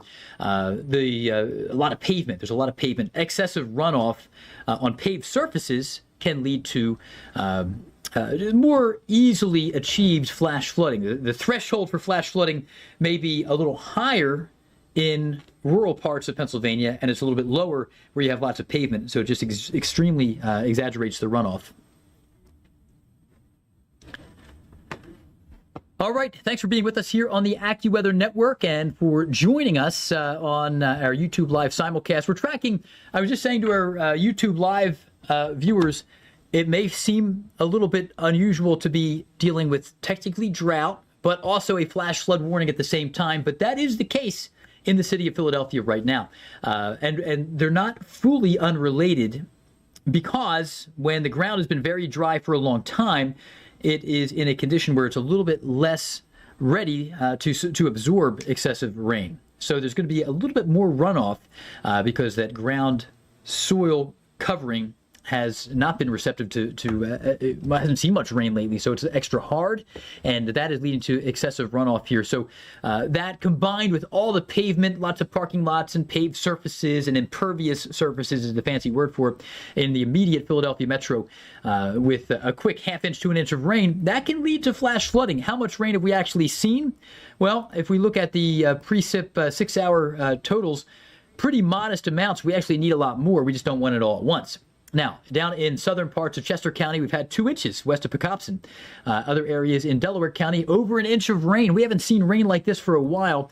Over an inch into an area very close to Cheltenham. It's generally good news. We just don't want to deal with the damaging wind and any flash flood concerns. It's a mess. There are parts of the Schuylkill Expressway that fill up with water, even if you're in a drought, if you get a quick ½ to an inch. So it's not going to be fun there through some of the underpasses on the Vine Street Expressway and the Schuylkill Expressway and so forth. So there are your warnings as we kind of unclutter the view. Severe thunderstorm warnings are in effect for all of these areas here from Edison, New Jersey, all the way down to the eastern shore of Maryland. I wanted to check a few of these comments here on the severe weather. All right, I'm just checking some reports here and so forth. Various different comments, but we appreciate all the comments there. So we're tracking some flash flooding and a severe thunderstorm threat right through Philly, Trenton, New Jersey. Brand new severe thunderstorm warning just issued for areas around Burlington and areas west of Ocean, in western Ocean County. I know you're still a long ways away from the actual storm reaching Toms River, but out near the western end of the county, it's going to come in a little faster. And again, we're going to have more concerns there. As I switch over to the high-res radar data, it's a messier looking view, but it is actually a little bit more accurate in showing precisely where the rain is, and it's making more of a push through Ben Salem and moving into New Jersey here, into Midway, and here we're still in Bucks County of PA, just about to hit the Delaware River.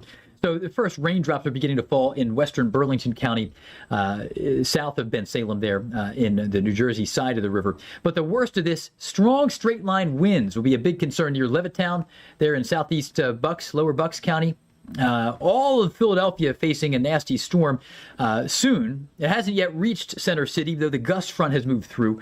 The core of this is moving into areas out near the Art Museum, and increasingly so from west to east through University City. And next up will be Center City. Areas like Upper Darby in on that as well. And areas around Deptford. Look out there into parts of Gloucester County, New Jersey, north of Swedesboro. Most of western Salem County, New Jersey, beginning to see the first warning issued for you. The storm is still west of the bay, west of the river, in Newcastle County right now. And the worst of that for you in Salem is actually still way west out near Elkton, Maryland, with damaging wind. We have had gusts of wind up to 66 miles per hour in the city of Baltimore, with many trees down. That has been a big concern out there with the severe threat continuing for some. I want to take us a little farther south. I don't want to miss anything. And nothing severe warned in Virginia at the moment, which is good news.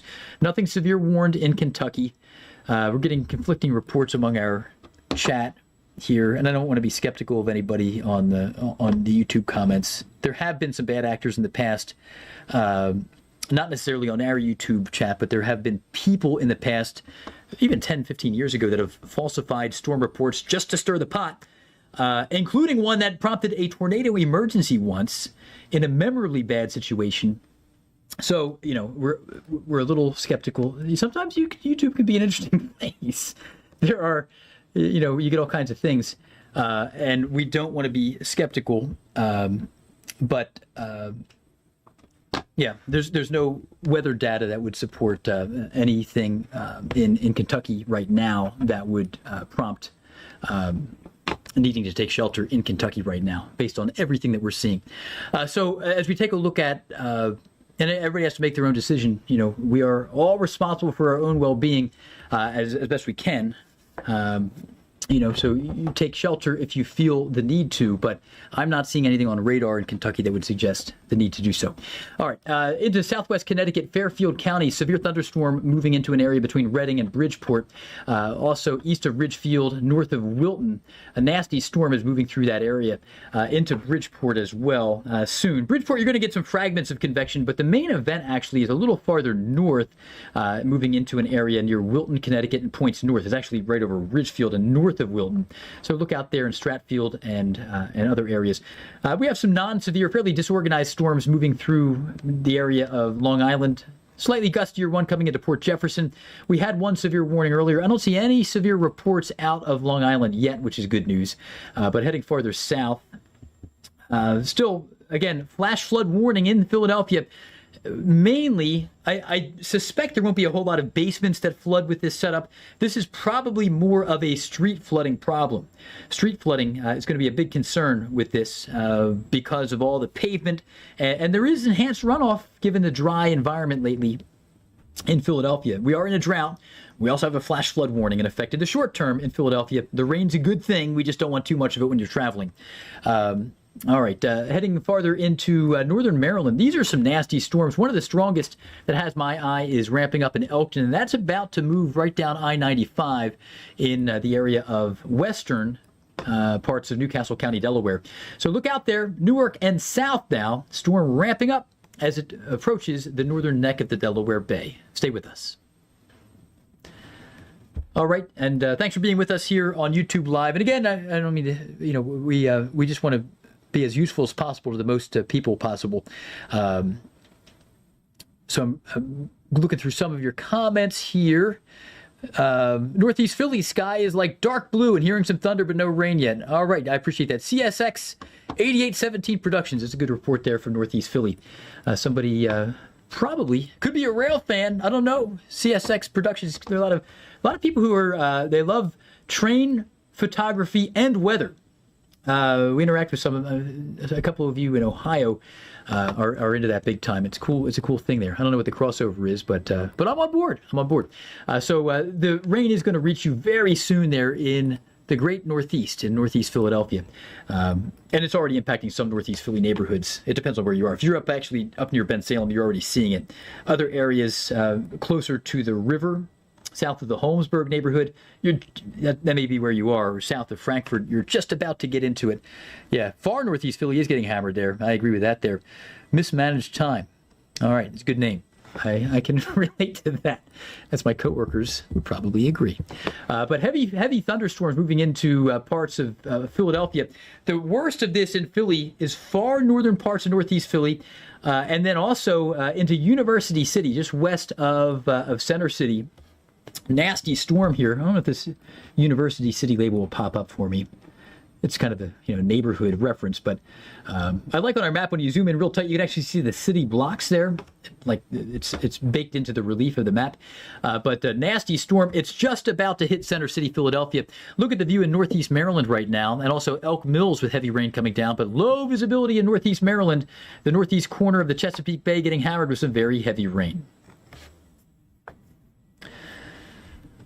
All right, thanks for being with us here on the AccuWeather Network, checking out some of the comments. I like this question. I like different questions. This is a good one. How are the prospects for a Newark departure looking in the next hour? Well, I'm going to bring up the map here. If you're not under a ground stop yet, you will be soon. So I think the door is about to close on a Newark departure if it hasn't already. And I'm reluctant to guess. You know what? That map doesn't have Newark, but I'm going to just look this up separately here. The door is going to close very soon for a Newark departure, very, very soon if it hasn't yet because of these storms rolling in. And sometimes the airspace at large will shut down ahead of time. So unfortunately, I'm seeing some trouble here. I don't see a ground stop yet in Newark. I'm seeing average delays of 159 minutes, so almost 3-hour delays at Newark. That's not good. It's going to get worse, unfortunately. It will get worse. According to the FAA data, there are ground stops in Boston, BWI, DCA, Dulles, JFK, and also in Philadelphia. Some of them are represented on the map here. Not a good evening to be traveling. So if you can get out of Newark, or maybe Teterboro for maybe a commuter jet, the door is about to shut really hard here as this severe storm rolls in, but it appears that ground stop not yet listed for Newark. If your flight's more than 30 minutes from now, I would bet against that flight getting out until late this evening at Newark, though. That's the idea. So stay with us here on the AccuWeather Network as we're answering some YouTube Live questions, and we're tracking severe weather, severe storms in Philadelphia and Elkton, Maryland right now. All right, Trenton under a severe thunderstorm warning as well. We just sent the network to a break here, but I was bringing up the FAA data to answer that question. I do want to take a peek at couple other things. Montgomeryville, heavy wind, stopped, very little rain from Nick Iannuzzi. Thank you, Nick. Or Nikki Iannuzzi. Montgomeryville. And my dad is giving a report. That's very exciting. A report from my dad. Gust to 37, 0.3 of an inch of rain in Worcester, Montgomery County. The worst has passed us, and I think the worst of it passed to your south there, Pops, as you're well aware as well. Looked a little more exciting to the south. All right, so lots of Smyrna, Delaware. Smyrna down to the south of Wilmington and north of Dover. You're going to get it soon in Smyrna. Here we do have an ongoing severe storm approaching from your west. Actually, Smyrna, glad you brought that up there in Smyrna, Delaware. The gust front is moving through your area right now. So if you were outside 5 minutes ago, it was hot. If you go outside in 5 minutes in Smyrna, you're going to feel a lot cooler out there. Here comes the push of cool air in Smyrna, Delaware.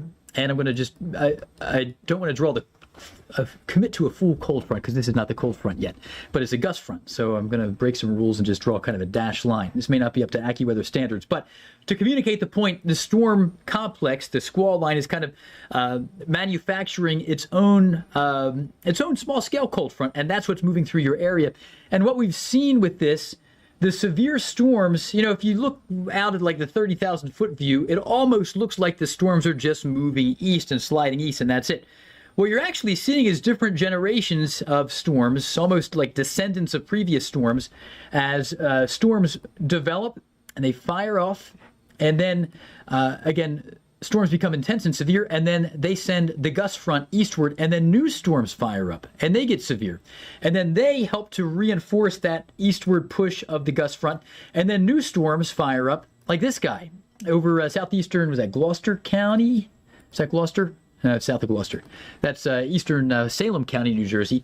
And that one could become severe, perhaps. I don't know if it will or not, but it's going to get a little bit more of an oomph upward as the gust front up near Pine Hill continues to undercut that, and that forces air upwards, and you get a new episode of severe weather. So it may not be the storm in Trenton that becomes, or maybe it may not be the storm necessarily in Montgomery, New Jersey that impacts New York City. It might be a new storm bred out of the gust front, maybe a little farther east at some point, that actually evolves. When you blur the lines and look out at the big, broad view of things, it almost begins to look like just one line of storms moving east. But sometimes it's more different generations of storms, and then the grandfather of the storms leads to lingering rain a little farther west, and then the grandchildren of the storms farther east are the peskier new ones that get going there with the circle of thunderstorm life moving through New Jersey. So we're going to be watching for that to continue. And really, we're not seeing much in Virginia right now, which is good news, as there's just not much forcing there quite yet. The true cold fronts to the north, the jet stream energy is a little greater up to the north, like over the Poconos and central New England. So the storms in Philly are a little bit closer to the sweet, or maybe not so sweet spot, where we're getting the juxtaposition of instability and warmth. We have plenty of that in Virginia, but also the dynamics aloft to help drive the bus. Trumbull, Connecticut, you got your severe thunderstorm watch. I see, I appreciate the help here from Jesse and Anna and others answering the questions. Saw a comment about Montgomeryville, PA. I was there recently. The 5 Points intersection is very different than it used to be. A little easier now. I was impressed by that. All right, thanks for joining us here on the AccuWeather Network. It is 6 o'clock Eastern, and severe weather is rumbling right through Interstate 95 in a big way here. We have fragments of strong and severe storms in southwest Connecticut, but a wall of severe weather moving from Interstate 78 in central New Jersey all the way down. It's eastbound. It's coming in your way, coming in your direction here in coastal New Jersey, and for our friends in Toms River and areas like New York City, it's coming your way. And then also down into northern Delaware and the eastern shore of Maryland. We'll have to watch these pesky cells that are not yet warned and not yet even close to severe as they enter areas like eastern Maryland. I don't know if they'll become severe or not, but there's potential here because this ground has really been heated up by the recent heat wave. And again, you're getting some brand new push of wind coming in from the west. But there is a gust front, and let's take a look at this here from the Dover radar site. This is the gust front here, which is going to produce a little more lift, and behind that, we're going to see more of these guys bubble up. They just got triggered by a small-scale, storm-manufactured, quasi-small-scale cold front that is moving east, and that's going to be the impetus for some more lift. And once that moves through an area, you get these updrafts to get going, and that's what we're seeing there in Chestertown and other areas near some of the islands, Tangier Island and so forth. Never been to Tangier Island. It looks like a fascinating place, though. That's down a little farther to the south. But some of these islands in Maryland that are inhabited year-round seem like interesting places to be. All right, we have some strong and severe storms into Philadelphia, with flash flooding ongoing in Philadelphia right now. Somebody wondering about the Carolinas. You need some rain, that is for sure. You really need rain. And there's good news and bad news. This is not going to bring you much here in the short term. But the good news is the pattern is changing. And at the expense of some of your weekend plans, you're going to get some drought relief. We need the rain, though.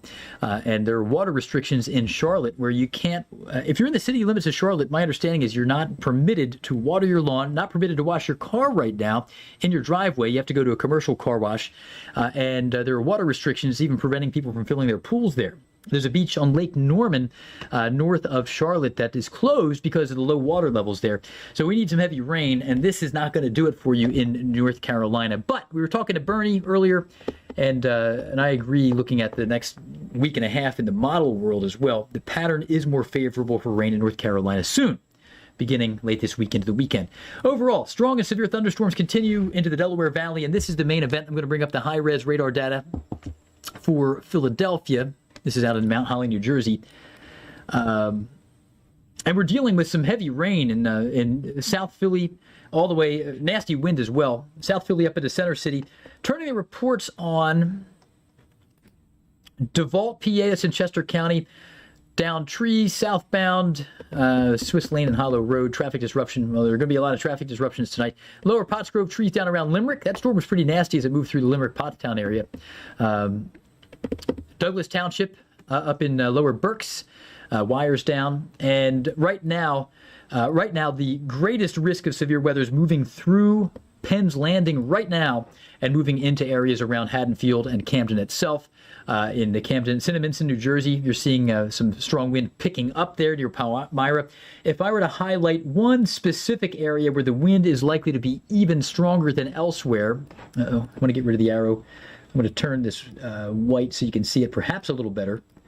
The strongest wind is, I'm doing it again, the apex of this little Boeing line segment is probably the strongest wind in this particular storm. So right through the central part of this warning, into area around Haddon and north of Belmar, New Jersey, approaching Mount Laurel. Look out there into Medford.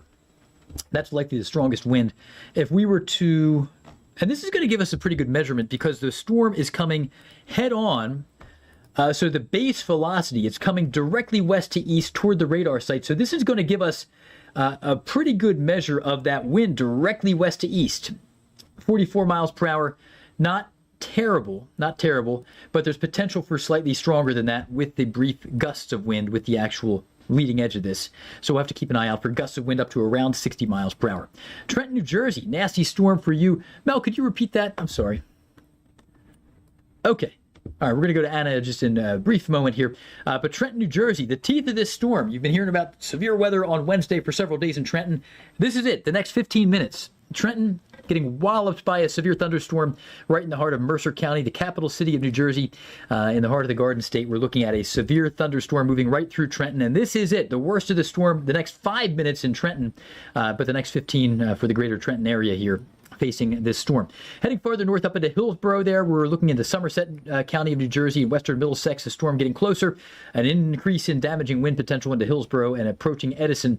And then up into Bridgeport, Connecticut, quick look at that radar from Upton, New York. Here we are. Still kind of ragged looking, but there are pesky parts of this storm complex moving through the area of Fairfield County, Connecticut into Stratfield and Trumbull. Also Bridgeport. It's a little disorganized, but there are areas within this with some very strong wind potential, and I think we're going to see a few trees down in that area as well. All right, heading farther south to close out my contribution here before we go to Anna. We're also tracking some of that severe weather into an area around Delaware and northern Maryland here.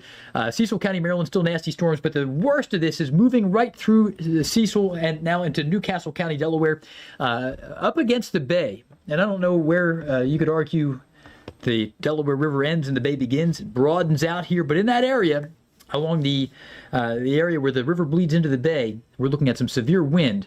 It's also going to make a run into Salem County in New Jersey with some pretty fierce wind, less friction over the water here, so look out there in Salem and some of those coastal portions on the bay side of Salem County, New Jersey. So, Anna, we've had a lot of storm reports out there, power outages escalating, I have to assume, as well. I'm going to show the power outages here in a minute, but I do want to show the severe thunderstorm watches for a moment because we do have an update there. So if we can replace Jeff's radar with my graphics, thank you. Take a look at southern Pennsylvania. Now, not near Philly, not the suburbs of Philly, but around Harrisburg. I know on the YouTube comments, we got a question specifically about Harrisburg. Your severe thunderstorm watch has been allowed to expire early. Now, does that mean you're not going to have any more rain or thunderstorms? No, but the worst of the severe threat has passed you. And actually, just in this moment, more of that severe thunderstorm watch was allowed to expire early. So into Maryland, including Baltimore, DC, you guys are clear here as far as the watch as well. So the same goes for you. Can't rule out some more rain and thunderstorms, but the National Weather Service is saying by allowing this watch to expire early, the worst of the severe threat has passed you at this point. Now let's talk about the power outages. Update here, it's still Pennsylvania and Virginia with the worst fit. Take a look at Pennsylvania. We've nearly doubled the power outages since the last time I showed you that. That is not good news. I did not mean to sound a little bit excited when I said that, because we don't want to see the power outages going up by this amount. More than 42,000 customers without power. I know we've seen some comments on YouTube of people that are saying bad storms move through and they lost power. So thanks for tuning in on YouTube and staying with us for the latest here. Hopefully crews are able to get out to you and get power restored quickly, or sooner rather than later. In the Philly area, we do have to wait for those storms to move out. When the wind is up beyond a certain threshold, crews aren't allowed to get up into those bucket trucks and it can delay power getting restored. Virginia, you bounced off the map. You're back on the map. More than 10,000 customers without power at this point. I want to address another YouTube comment that we had recently. Somebody asking, is there any hail with this storm? Let's go ahead and take my radar and I'll turn on storm reports and we'll take a look at the hail reports that have come in so far. Now, one thing to keep in mind, the storms Geoff has been talking about that have been actively moving through Philadelphia, New Jersey, for some of those, we don't have storm reports yet. It takes some time between the hail falling and storm reports actually getting into the system. So we'll continue to watch the storm reports and keep you updated. But we do have some newer storm reports that have come in from just west of Philadelphia. So we'll zoom in here and take a look at these. There is one hail report. This is coming in as a 1-inch hail report. So not any crazy hail that we're seeing so far in this area, but hail is hail. I know we had some commenters on YouTube, people that were driving in the hail, and you never want to be driving in hail. It's never fun. It's never good for your car. It's never a great situation. So a reminder for anyone who might find themselves in that situation, that you're out and about when the hailstorm hits. If you are driving, if you're on the highway especially, do not park under an overpass. That is the most dangerous place to be. The wind, or the overpass, acts as a wind tunnel. So it's actually more dangerous to be there, as well as stop traffic. We can lead to crashes, a lot of dangerous situations there. The best thing to do, if you can just drive a couple miles and get away from the hailstorm, that is a good move. Also, if there's any parking garages nearby, that can be a good space to shelter until the storm passes. All right, let's take a look at some of these other reports coming in. A lot of wind, a large pine tree down. It takes a decent wind gust to topple a pine tree, that's for sure. This coming in 5:12 p.m. in Chester County of Pennsylvania. Further to the north, a downed tree on a roadway. It is a traffic disruption. I know we've been seeing a lot of reports like this, trees on roads, and it's at a horrible time, people trying to get home from work or school, and, well, they're delayed because of these reports. Trees down on wires. This is part of how we're getting the number of power outages that we are getting at this point. Tree down on wires again into Berks County, Pennsylvania. A lot more reports just like this. All right, before we go to break on the network, I'm going to send things back to Geoff. All right, thanks so much there, Anna. We are taking a quick look at the big picture. I do want to mention, and forgive me, I did zone out looking at some other things here when Anna was up. The flash flood situation also in Atlanta right now. This is a small-scale storm, but it dumps some very heavy rain. Reading some alerts here of street flooding. It's a big problem. Flash flood warning in Atlanta until 11:15 tonight. So again, that's clearly not the main severe weather risk area, but hey, we needed rain. But similar to the Philadelphia flash flood warning, we had two big cities, Philadelphia and Atlanta, with a drought ongoing and a flash flood warning. But again, it's the street flooding that's the short-term concern. Even though the water levels are very low on the reservoirs, it takes a lot of thunderstorms to actually improve the drought situation. So that's just a quick word there on Atlanta, that situation. I'm just tweaking something here during this break. I'm updating a few of the headlines that are scrolling at the bottom. They're pulling from our website, and I wanted to make sure that they're all TV friendly and not just basically headlines that make more sense in a different context. So here we are with the storm zone, and I also, just while we're in our break here, I want to make sure that we're not missing any updates to our severe graphic. Looks like we still have the latest and greatest. So overall tonight, I know that there's been some conversation about potential tornado risk and all that from some of your questions, and the risk is so low that we're not mentioning it in this graphic. It is a low risk of tornadoes, but damaging wind is the main concern, so that's why we've been so much more dialed into that conversation. And considerable risk of damaging wind here as we move through the area of northern New Jersey. 42,000 plus power outages, and Anna gave you a newer number here. I'm just reading some comments from Jesse Farrell, the Weather Matrix here, pumping some data my way as well. But Anna gave you the latest and greatest numbers that are every bit as current, probably even more current than that. Eastern New Jersey, yes, we are expecting some severe weather in eastern New Jersey. I know it's been kind of maybe a slower start for those of you near the Jersey Shore, just because all the action has been in the interior. But just to give you a sense of what's going on, if you're tuning in from the Jersey Shore, the risk of severe weather is far greater up to the north near Belmar than it is down in Cape May. But it will be escalating a little bit farther from north to south as we get deeper into the evening. See, Toms River got a baby severe thunderstorm warning here. I want to see what this looks like up close. It's a pesky little cell just barreled through the radar and moving right through Toms River. This is not your main event, but there is a very small scale severe thunderstorm that just popped up over Toms River. And the main event's going to be coming in from the west here. But severe thunderstorms roaming east. This is kind of cool. So you see this squiggly line here? You know what that is? It's that time of the year. That's the Seabreeze. So you can see the Seabreeze has been launching across the shore points, and it's moving, what are we, 15 to 30 miles? I'm going to measure this. So the Seabreeze has made it about 15 miles inland now, and we're going to see something kind of interesting take place here in the next hour as the Seabreeze interacts with the Gust front. So we're going to have a little bit of a clash in the wind here. So here's our Seabreeze, and I'm going to show this to the AccuWeather Network viewers when they rejoin us because I think it's kind of a cool thing. And this is what happens much of the time in Florida. Sometimes in Florida, you get the Atlantic Seabreeze and the Gulf Coast Seabreeze come together, and that enhances convergence, and that can really produce some decent storms. They don't usually fully come together, but here, in this case, we have a small-scale cold front from the storms. It's actually the Gust front, and then I think I can draw it backwards and it'll work out. And here we got this small-scale cold front from a Seabreeze. So we're going to walk this forward through with our AccuWeather viewers in just a moment.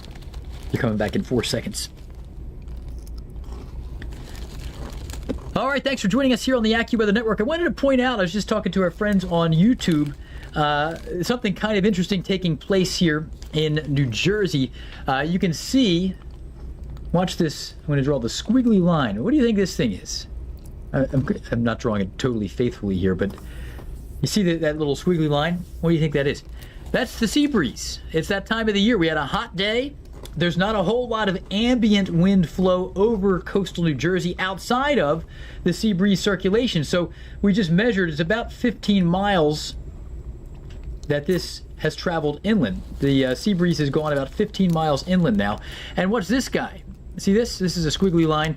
That is the Gust front. That's the cool wind coming eastbound from the complex of thunderstorms. So we have this boundary of cooler air. It's going to probably run out of gas and not move a whole lot farther northwest. But if anything, it's still drifting inland, as we've certainly passed the peak of the Seabreeze here at 6:15 p.m. But that's drifting west. And then we have the eastbound Gust front, and this thing had some gumption, and this will continue to move east with less reservation. So we're going to be dealing with the situation here in the next 2 hours, where we're going to get some enhanced lift in the atmosphere as the, again, small scale, almost like a mini cold front here. I'm drawing a dashed line here because it's not a true cold front. But we have the Seabreeze coming east to west. We have the gust front from the storms moving west to east, and this is going to clash, and we're going to see enhanced lift probably closer to this area because what's going to be moving more will be the gust front from the west, and the Seabreeze is pretty much in its nearly final destination for the day. And we're going to see more storms pop up in that area. At a minimum, it will sustain some strong storms, but I would expect a new generation of storms to pop. And here you can see down into coastal south, well, actually inland South Jersey. The two are getting a little closer. Let's take a look at this from the Dover, Delaware radar site. I know sometimes if I travel down this path too far, I'm going to get, we're going to lose perspective and not talk about the storms. And I know there's something out there for everybody, and this is maybe a little more inside baseball for the weather dweebs among us, of which I am one. But again, that eastbound gust front is aggressively pushing through parts of northern Delaware. So what I'm noticing here, you can see the storms not quite as intense as they were over northern Delaware. Part of that's because this gust front has marched east, and it has been kind of restabilizing the atmosphere a little bit. Again, it's so far removed from where we're seeing new convection, but it is triggering new convection very close to the gust front. So we're going to see some new updrafts form, and the updrafts that are healthier and in a strengthening state are going to be closer to that front itself. But overall, storms past their prime up in northern Delaware, still very strong, but in Salem, New Jersey, you're facing a very strong, almost severe storm rolling in right now. Into areas around Philadelphia, you're still under a flash flood warning. Severe thunderstorm continues to move through the area of Penn's Landing into Camden and areas south of Cheltenham. Things are beginning to quiet down off to the west near the main line and beyond, but heavy thunderstorms still in progress. I want to get back to Mount Holly there. Storms severe in Lindenwold, New Jersey, and approaching Medford. Again, a small scale, pesky little storm that's getting a little kick in the pants from the Seabreeze over Toms River. And that is a severe one, also making a run toward Point Pleasant, New Jersey, maybe a little south of there. Up into New York City, look at this new convection over Staten Island and parts of Brooklyn. Now seeing some heavy thunderstorms, areas near the Park Slope neighborhood beginning to see some downpours. You do have a severe thunderstorm warning now in Brooklyn and in Hudson County. That's Manhattan, or New York County, I should say. New York County is Manhattan, and Hudson County, New Jersey, that's home to Jersey City and Hoboken and extraordinarily populated areas there. Again, that's twofold. It's from that small-scale storm that just popped over Staten Island, but it's primarily because of this larger severe storm making a run west to east from South Plainfield into areas around East Brunswick and the area around Rutgers there, seeing some nasty storms in progress with damaging wind. I want to take a quick look at the storm reports with this. What are we seeing? Here's a new one. I need to go a little farther south on the map near Trenton. Bordentown, several trees down near Bordentown and Chesterfield. Here's some other action. Hainesport, wires down in Hainesport along Marne Highway due to an outflow boundary. That's that gust front I've been talking about. So even the wind gust preceding the true storm can lead to wires down. Same story there. Good report there from the Weather Service in Mount Holly, New Jersey. I got some good meteorologists there, including Mike Lee, a friend of ours here at AccuWeather. He's a legend. He's one of the meteorologists there. Again, they're attributing the wind to the outflow boundary. And then Wayne, PA, there we have a 1-inch diameter hail there earlier. Route 1, trees down across the road in Media. So a lot of concerns with this ongoing severe setup. And the wind is the main issue, whether it's the wind that precedes the true storm or the wind with the actual storm. I'm going to get a little bit of a look here in the final few seconds before we go to the AccuWeather commercial break here of how much rain has fallen in Philly now that we're a little bit deeper into this storm's lifespan. Still raining, 0.6 of an inch out near University City, 1.6 in parts of northern Delaware County, and then 2 inches in south central Chester County. So that's, it's good news. We don't want the flooding. The street flooding is a big problem. And earlier I did mention also a flash flood warning is in effect in Atlanta, Georgia, because of an ongoing storm, small one. It moved through Atlanta, but right over the heart of downtown Atlanta and points north along the 75-85 junction north of town. I think we're still like south of Alpharetta. Need to brush up on my Atlanta geography here. Near Brookwood, that's where the storm has been most intense, way south of Alpharetta. That's where the flash flooding was a concern. It continues to lead to some high water on the roads and so forth. Some rain falling through Mississippi. Quick glance farther west. Here's the other area of severe weather concern. Damaging wind and some hail out there south of Fort Stockton. Some of this is impacting Fort Stockton, though, barely north of the warning there in West Texas. Tracking some severe weather there and flash flooding earlier today in areas farther to the north. Stay with us here on the AccuWeather Network. Ugly skies in Marlton, New Jersey, according to SG Performer on YouTube. Will there be a second round of rain you need to worry about in Cherry Hill, New Jersey? Well, once the first one rolls through, your severe threat is going to be over. But there will be some additional rain.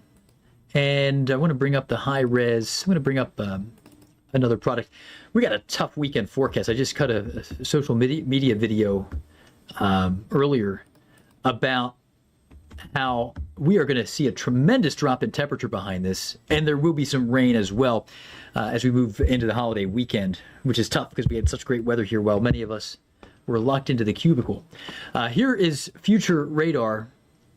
So you're wondering about Cherry Hill, New Jersey, and again, just highlighting this general zone here around central, south central Jersey, Trenton all the way down there. This evening, there will be some more rain that lingers, and you'll notice there could be a rumble of thunder even late tonight with some additional showers and arguably thunderstorms, but the severe threat is going to be ending. It will be ending. I was going to say it's going to be lower. I don't think you're going to see anything severe after 8 o'clock there. So the main event for severe thunderstorm winds is now. Even the lightning risk is going to be lower tonight, though you may have a few rumbles of thunder. But yes, you will have more rain overnight tonight, off and on, in central and south Jersey there into Cherry Hill. You're also going to have some more rain over the coming days. Huge pattern change here from the early part of the week to the latter part of the week. Wonder how many lightning strikes Philadelphia has. That's a good question. That's a good question. I'm going to bring up the radar here, and we'll talk about that here with our friends on the AccuWeather Network, rejoining us here for a couple minutes. All right, thanks for being with us here on the AccuWeather Network as we continue our YouTube live simulcast in the Northeast. We're tracking severe weather.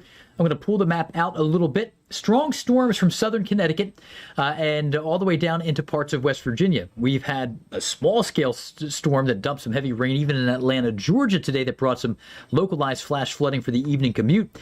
But the main event is certainly West Virginia, northern Delaware, and now New Jersey. Increasingly, New Jersey is taking center stage.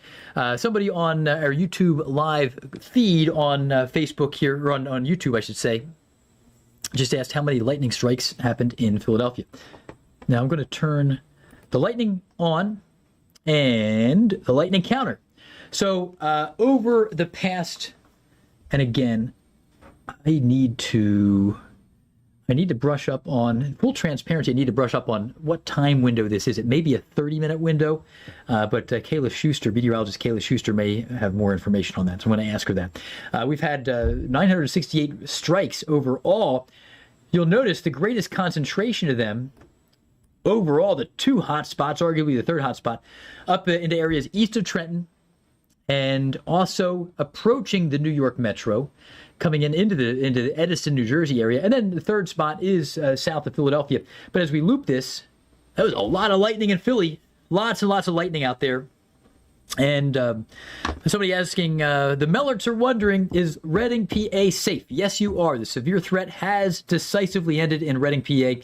You're in good shape there in Berks County. Nasty storms earlier, a lot of trees down, but you're done with it in Reading. You're done with it in Lancaster. You may have some lingering showers, maybe a rumble of thunder overnight tonight, but the severe wind is over for you. It's even over in Montgomery County and most of Bucks County and down into Delaware and Chester counties. It's over at this point. Still continuing on the New Jersey side of the river. All right, checking out a few of Mike Brisk. Big fan of Mike Brisk. Thanks, Mike.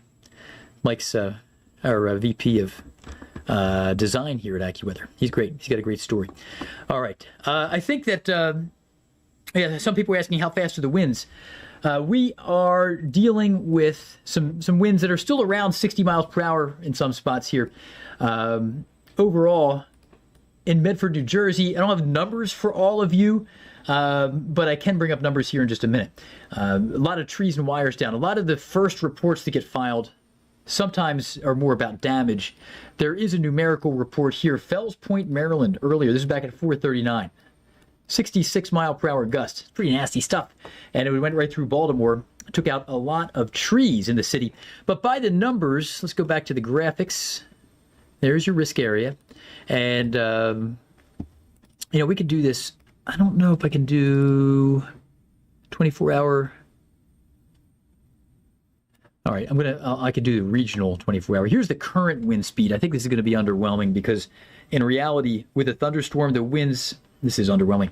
The winds pick up for a brief moment. This is just looking at the sustained wind speeds in these areas at the top of the hour. Storms are relatively small scale in their intensity. So unless you had the most intense part of a storm sitting right over the airport in one of those cities at the top of the hour, you're not going to get an impressive number there. But what I can show you is the northeast peak winds past 24 hours. And this is going to have fewer cities, but it'll tell us top gust in some areas. 47 miles per hour at the Reagan National Airport, 46 miles per hour there in Boston. But I think we can do a little better while we are here. We got a couple minutes before the AccuWeather network comes back to us. And there's just so much data out there.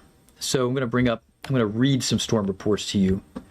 And it's way more, I could just stack the entire nation's severe top reports. Well, back last night, 74 mile per hour winds in Texas. Williamson, Round Rock, I think that's near Austin. Williamson County. Let me check that. Williamson County, Texas. That is, just north of Austin, Georgetown, Round Rock area. 74 mile per hour gusts just north of Austin last night. But more recently, top gust. So the one I showed you for the Northeast was the top measured wind gust in the Northeast. That 66 mile per hour gust in Baltimore City, very close to Fells Point. There was a backyard weather station last night. Erie County of Ohio, 65 mile per hour gust. A lot of Texas. Texas is, they get some wild weather there. And they're getting some wild weather in West Texas right now. Scrolling down. Not seeing a whole lot of measured wind that's really impressive. Washington Park, which is what? That's Wilmington, Delaware Airport. Wilmington gusted to 48. The tidal Potomac River had a 48 mile per hour gust. Reagan National, I mentioned the 47. That was in our system. Aberdeen, Proving Grounds, Grove Point, 46 mile per hour. You get the idea. Most of these measured wind gusts have been between 40 and 50, but the nature of storms, the worst part of the storm is often a small scale area, and that's why we've had, again, a lot of the airports may have missed the worst of the worst, but some of you have trees down, and that certainly kind of reshapes some of your holiday weekend plans if you have to clean that up, dodging the raindrops here and there. Windy and rainy in Piscataway, New Jersey. Centerville already stopped raining. That's good to hear for you. All right, reports of hail in Toms River. All right, we're joining you here, or you're joining us perhaps, as we are still with you on the AccuWeather Network, and we've been commercial free on the YouTube Live. Reports of hail coming down in Toms River, New Jersey. That was actually from a renegade cell that is out in advance of the main event. So reports of some hail coming down out of a small-scale storm. But we're seeing a few isolated storms break out in advance of the main line of thunderstorms. Severe weather covering, looks like, I don't know, 45% of New Jersey is under a severe thunderstorm warning right now, maybe 40% plus. A big chunk of real estate here. All of central New Jersey, arguably, is under a severe thunderstorm warning, unless you're northwest of Trenton. Look at that shot in New York City. Isn't that cool? When we started this, it was a beautiful bright sky with some fair weather cumulus clouds. The storms are moving into Manhattan here, and pickleball canceled tonight in Bridgewater, New Jersey. That court can get slick when it's wet out. Have you ever been out there playing pickleball and the court gets wet? That can be dangerous, surprisingly. I don't know, maybe tennis players, you've known that for a long time. Pickleball is very fun. All right, we're taking a look at what's going on in central New Jersey. Severe weather in progress here and into New York. Let's get you up into New York City, into Upton. We have severe weather ramping up. Now, that sky in New York, that camera view that you can see here, here it is. We're dealing with some strong storms on the south side down into Brooklyn. Brooklyn, arguably parts of Queens getting some strong storms. There is a severe thunderstorm warning for you in to Manhattan. Looks like it's all of Manhattan. Well, not all of Manhattan, not quite up to Harlem, but probably up, I'm going to estimate here, up through Central Park. So, you know, maybe the lowest 100 blocks or so in Manhattan here under a severe thunderstorm warning, probably more than 100 blocks, all the way down to Battery Park under a severe thunderstorm warning. What's that about? That's actually about this storm that's still knocking on the door of Elizabeth, New Jersey. So Newark. Somebody was asking about flights in Newark, New Jersey. We're going to check in with Anna Azalian for a travel update, among other things, but it's not a good time to be traveling in the Northeast, and a lot of ground stops out there for very good reason. We want everybody to be safe, and well, we don't fly in weather like this. The FAA and the air traffic controllers, they do a good job.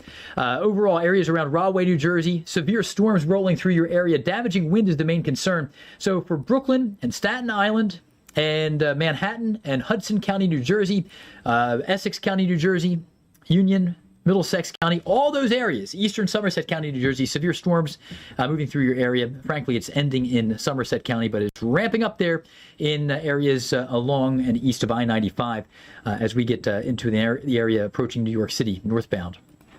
Nasty time for travel in any form. Again, this is the little renegade cell that cranked out some hail, according to our friends in Toms River, New Jersey. And there it is. It's basically moving offshore. We've been tracking the Seabreeze and the interaction between the Seabreeze. I got to get down to this other radar site. The interaction between the Seabreeze, it's happening. You can insert that GIF, the meme. I think it's Ron Paul with It's Happening. Very exciting. Here you can see the Seabreeze is moving a little farther west, and the outflow boundary from the primary storm complex, they are meeting right now over south central New Jersey. It's happening right now. And this is going to begin to produce some enhanced lift. I think we're going to see more storm development right here. And when I say that, you may say, well, obviously the storms are moving in that direction. What kind of a forecast is that? I think we're going to see new cells really ramping up in this area. And I think that that's going to be a big driver here. More storms popping over some of the Pine Barrens and parts of interior South Jersey as the Seabreeze is interacting with now. It's just beginning to interact with almost like two colliding fronts almost with the eastbound complex of thunderstorms and the outflow boundary, the wind gust prompted by that. Heading farther south, taking a look at that Dover, Delaware shot here. We got strong storms rolling through southern parts of New Jersey. Some of these not quite severe, but they're strong, and they are moving east. Overall, improvements here into Baltimore, but again, the strongest gust to the northeast was measured in Baltimore there near Fells Point, 66 miles per hour. Staten Island, can we check for you? Yes, we can check for you in Staten Island. We'll go up there real quick once again. Maybe a little bit more specifically what we're looking at here. So Staten Island, actually you're in a little bit of a lull right now, but here's the way I'd frame this up. In Staten Island, some of you on the east side of Staten Island have already seen a thunderstorm. That's not the main event. The main event is moving into Staten Island from the west here in the next 5 minutes. And Perth Amboy and areas like Carteret, you're about to get hit here. But if you're in Tot Hill or some of these other areas in Staten Island, the main impact from the primary severe driver that's going to be damaging wind, and we could see a few tree limbs come down, is hitting soon. So if you have evening plans and they're the least bit flexible, give it 30 minutes. Just stay home, give it 30 minutes. You can drive in the rain later on, but the wind will be bringing tree limbs down, potentially onto roads in a few spots, probably not in every neighborhood, but in a few spots here in Staten Island, and you don't want to be in the wrong spot and the wrong time. All right, so that's Staten Island there to our friends on YouTube. Tree just fell in Bucks County. All right, yeah, let's get to Anna. Thank you, Mel. Anna, what's going on out there? Not a good time for travel. No, it's a horrible time to be at the airport anywhere in the Northeast, especially along the coast. So let's go ahead and switch out Jeff's radar for my graphics. We have the big map. Brief mention, Denver, Dallas, not weather-related delays, but not a great time to be flying there either. IAD, we have a ground stop. I'm going to pull up the FAA database here that I have up on my laptop to get you the most up-to-date information on all of these delays. This, of course, because of thunderstorms. I'm going to zoom into the Northeast here just to give you a better look. So Ronald Reagan also facing a ground stop here. Philadelphia also seeing a ground stop. We're up to major delays at JFK, which is no surprise given the last update that I had. We were at more than 100-minute delays. Now we're up to 138. It's only going to get worse from here. Once these delays start, they just domino the rest of the evening. That's why our chief meteorologist, Bernie Rayno, he has the Bernie Rayno rule, as he likes to call it, that you should always fly first thing in the morning if you can. You're least likely to see delays. Well, weather can still happen first thing in the morning, but it's much more likely into the evening, especially with a situation like this. All right, a couple updates from airports that are not on there because I can't populate all of them on my graphic. At Newark, we are seeing an average of about more than an hour and a half delays because of thunderstorms here. LaGuardia facing a ground stop because of thunderstorms. Then we go up to Boston. We're at minor delays there. Specifically, we're talking about thunderstorms causing 30-minute delays, but the FAA is noting those are increasing, so expected to just get worse from here in Boston as well. All right, it's the latest on the airport conditions. We'll keep an eye on that for you and keep bringing you updates. But for now, let's go back to Geoff on radar. All right, thanks, Anna. Good stuff. Just chatting with some people here on YouTube, wondering about the condition of family members here in areas around southeast Pennsylvania. I think that we can pretty much clear Pennsylvania at this point for any severe hazards tied to this. Now, with that said, there are tree limbs down in a few neighborhoods, in some neighborhoods, more than just a few, and there's also some standing water on roads, and the flash flood warning continues in Philadelphia. It runs until 9:45. Got an extension there. So again, while the ongoing storms are exiting southeast Pennsylvania, we're still dealing with some high water. Again, not a good time to be traveling. And if you do have to travel, just be especially careful there. Keep your eyes on a swivel and or heads on a swivel. So you don't drive into floodwaters, and obey the barricades if there are road closures. Some of the underpasses along the Vine Street Expressway or low spots on the Schuylkill may be not so good there down into areas near and south of maybe Manayunk, where we have had some strong storms and maybe some ponding of water on the shoulder of the Blue Route in a few spots. Overall, strong storms, and again, those are not specific reports. I'm just speculating based on where the heaviest rain is still falling, but the severe wind risk and any semblance of a hail threat has ended in Philadelphia. Still continues in Medford, New Jersey, though. So areas just east of the river, very problematic. Big concerns there for damaging wind. Mount Holly, look out for it. Medford's coming in. And these storms are aggressive down into areas around portions of Camden County, near and east of Cecilhurst. I think that we could clear Camden as well, Camden proper. Let me see here. I just want to zoom in. I don't want to give you... Camden itself, if you're in the city of Camden, you're okay, but parts of Camden County and Gloucester County still certainly facing a severe weather risk. Just kind of waiting to see how this all behaves here. Storms still flaring up with the help of that gust front, and the interaction between the Seabreeze and the gust front here, generally in this zone. It's early in its stages of interaction here, but I'm just curious to see how this will play out. I suspect, you can see little reflectivity blips. I'm not sure if that has continuity or if that's just one bit of data, but we're going to see an extra bit of lift here from that interaction between those two features on the map. Overall, strong storms are still out there. Dover, you got a strong storm just popping right over your head. Here's the high-res radar data for you, and this could become a little bit of a hail producer. Storm hazards, hail, small hail, possibly. Now, we talked about Camden, New Jersey. This is Camden in Delaware, and you can ignore that warning information up to the north. But again, storms ramping up there in parts of Dover, Delaware, in the neighborhood, and we continue to track a severe threat in New Jersey. All right, we just sent the network to a break here for a couple minutes. Northeast Philadelphia is clear. The rain has indeed slowed down. So yeah, thank you, CSX 8817 Productions.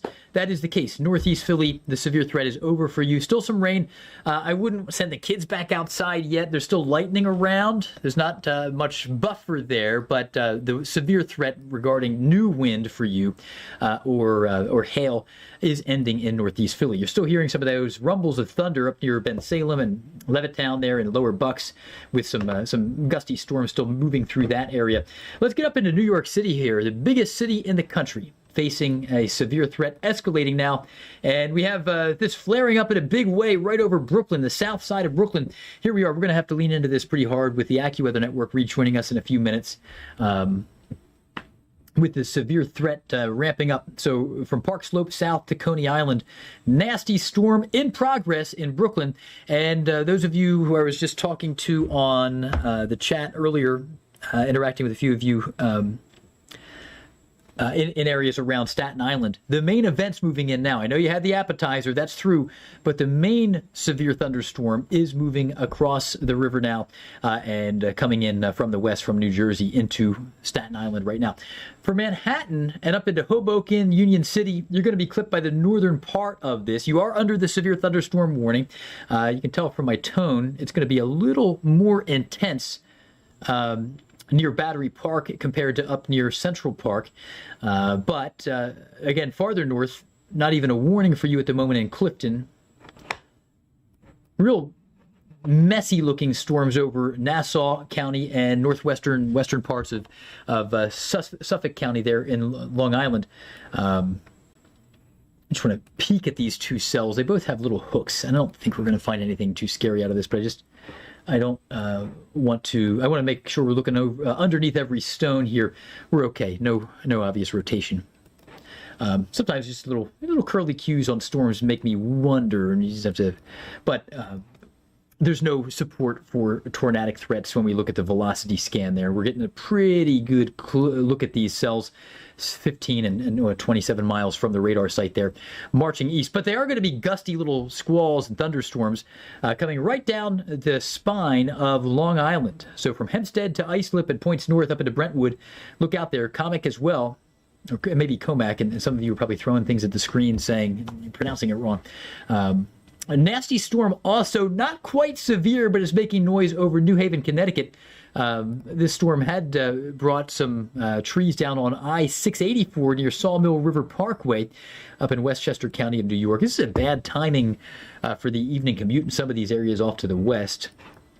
But out near the Twin Forks, first little storm kicking through. You're going to have a few more out near Montauk Point and Riverhead, New Jersey. Riverhead, New York, I should say, on Long Island. So again, New York City under a severe thunderstorm warning. The only portion of the city that's not officially under a warning at the moment would be Queens and Flushing Meadows. So Queens and I think that's it. Looks like the rest of the city is covered. We got Manhattan covered. Brooklyn is covered. The Bronx is not under a warning right now. So the Bronx and Queens are the only boroughs among the five. But for Manhattan, for Brooklyn, and certainly for Staten Island, we got severe weather. Nasty storm in Brooklyn right now. So we're going to lean into this as the AccuWeather Network rejoins us here in just a few seconds.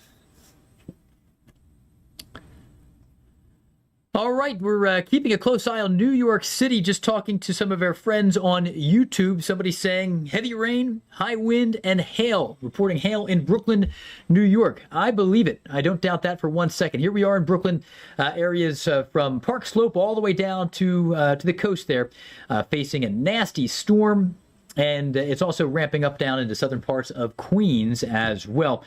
Not a good time to be traveling. Anna was giving us an update on some of the travel situations there in New York, and maybe we'll take another look at that with her help in just a little bit. But a strong and severe storm complex, two of these, one severe cell producing confirmed hail and wind, very heavy rain in Brooklyn, the south side of Brooklyn. Less impressive up near the Brooklyn Bridge. But look at Coney Island there, kind of on the edge of the storm, but that curtain of rain is coming in. And I'm talking about this view here down that way. And then Atlantic Highlands, New Jersey, getting ready for a nasty storm. Look at the wind in Atlantic Highlands. And then Chris O'Neill joining us there Do we know where Chris is, Smell? He's on the move.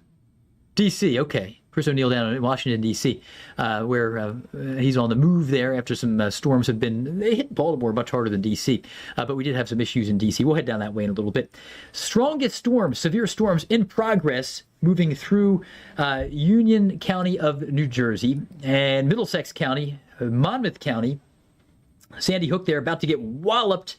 And sometimes these coastal areas are more prone to trouble because you're going to get a strong gust of wind over the water, and that's frictionless, or less friction, I should say. What'd you say there, Knobs? I'm sorry. Oh, yeah, look at that. That's a nice shot there.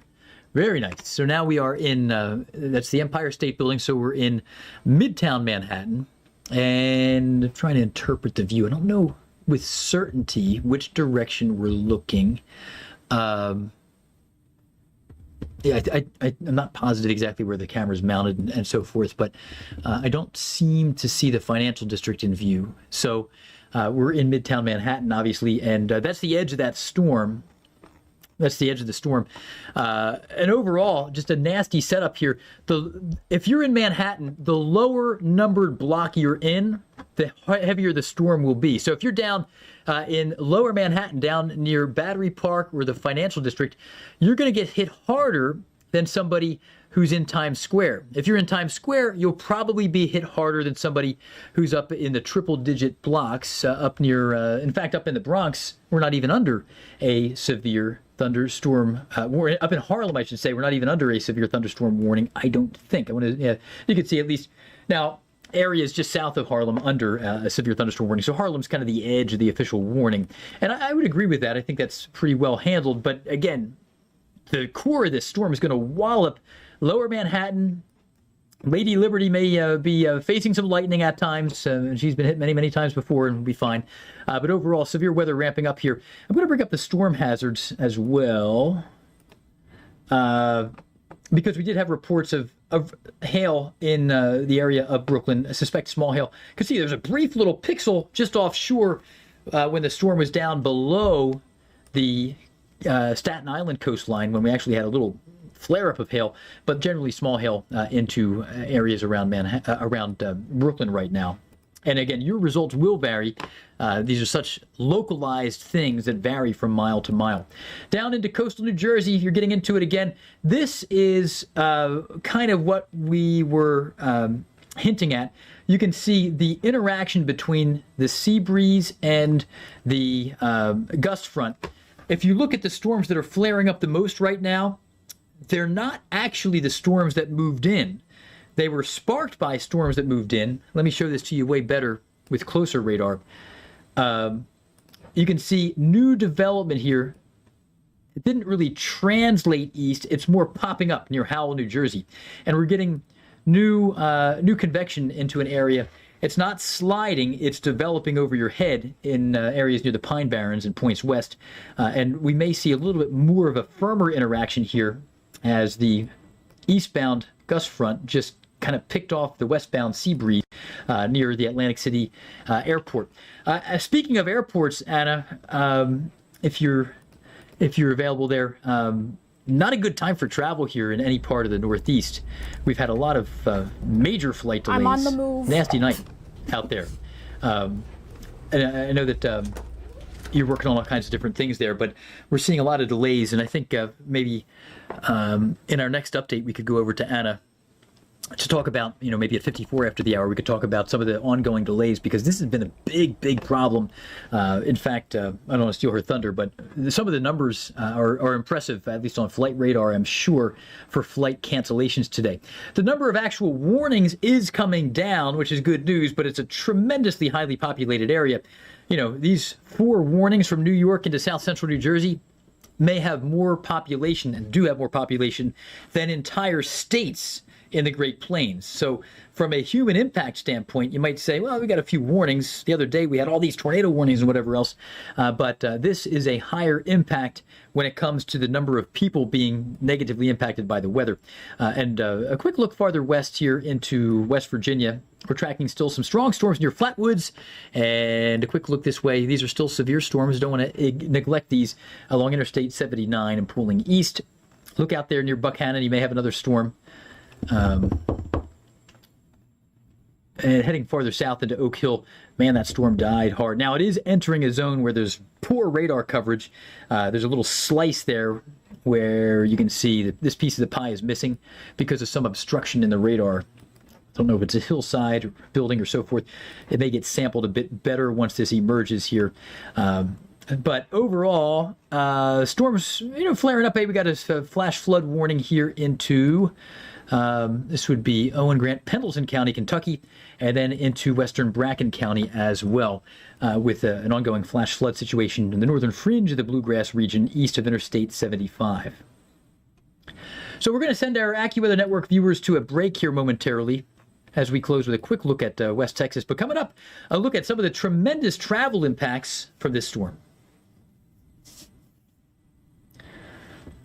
All right, still up here on YouTube Live.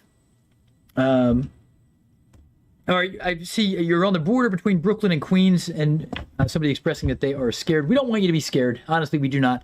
And man, there are people in the Great Plains who face tornadoes like once every 3 weeks, exaggerating slightly, in severe weather season, who would love to be in a building like you have in Brooklyn or in Queens during a severe weather event. The infrastructure in New York City, now I don't know specifically where you are and what you're in, but odds are, you look at that view here in New York City, I would take almost any of the buildings here in that view, and I would love to be in one of them during a severe weather event, as opposed to your typical home in the Great Plains. You are going to be fine. You're going to be fine there.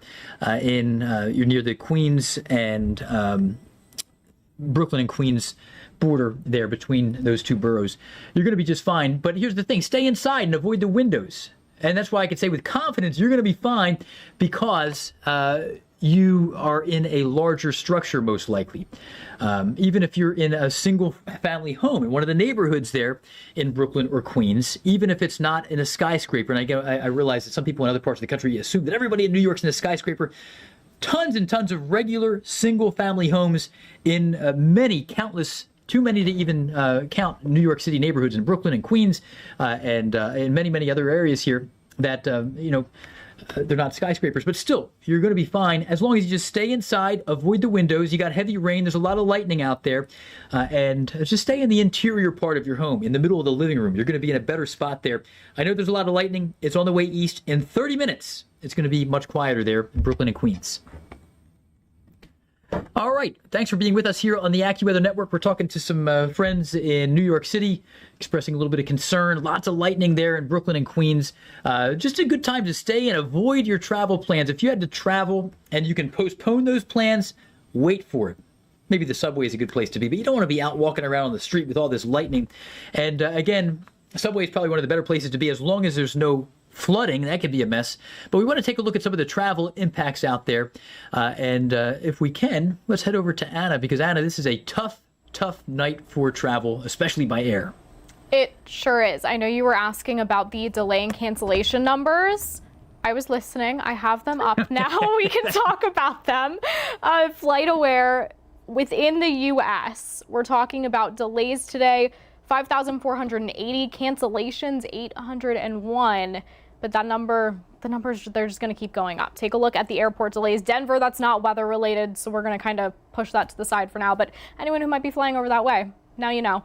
Several ground stops, though, from D.C. to LaGuardia. I'm going to zoom in on the Northeast here, and I have the FAA database up on my laptop. I want to get you the most up-to-date, how long are these delays in the areas that are delayed, not just rather than ground stops. Now, in D.C., I would expect things to start to improve soon. I would expect the ground stop to be lifted soon. We still have some rain and some thunderstorms that are a threat, and even though the severe thunderstorm watch has expired, that threat has passed. Even just lightning, it causes problems at the airports. So ground stop in Philadelphia, as you can see, JFK, you have just been seeing the delays tick up. We're still at 138-minute delays because of these thunderstorms. We're about to go to break on the network, but I'll keep bringing these updates on YouTube here. All right, little pause for the network break there just to go out cleanly. Continuing on here, Newark, you're seeing 159-minute delays. We're talking about Teterboro looking at 210-minute delays. So yeah, it even gets worse. Let's go up to Boston. We're still at minor delays there, but last time we checked, it was half an hour and ticking up. Now we're still at 30-minute delays. So it could be worse, but any of these airports, this is the trend now really for the rest of the evening. It just dominoes as we move forward.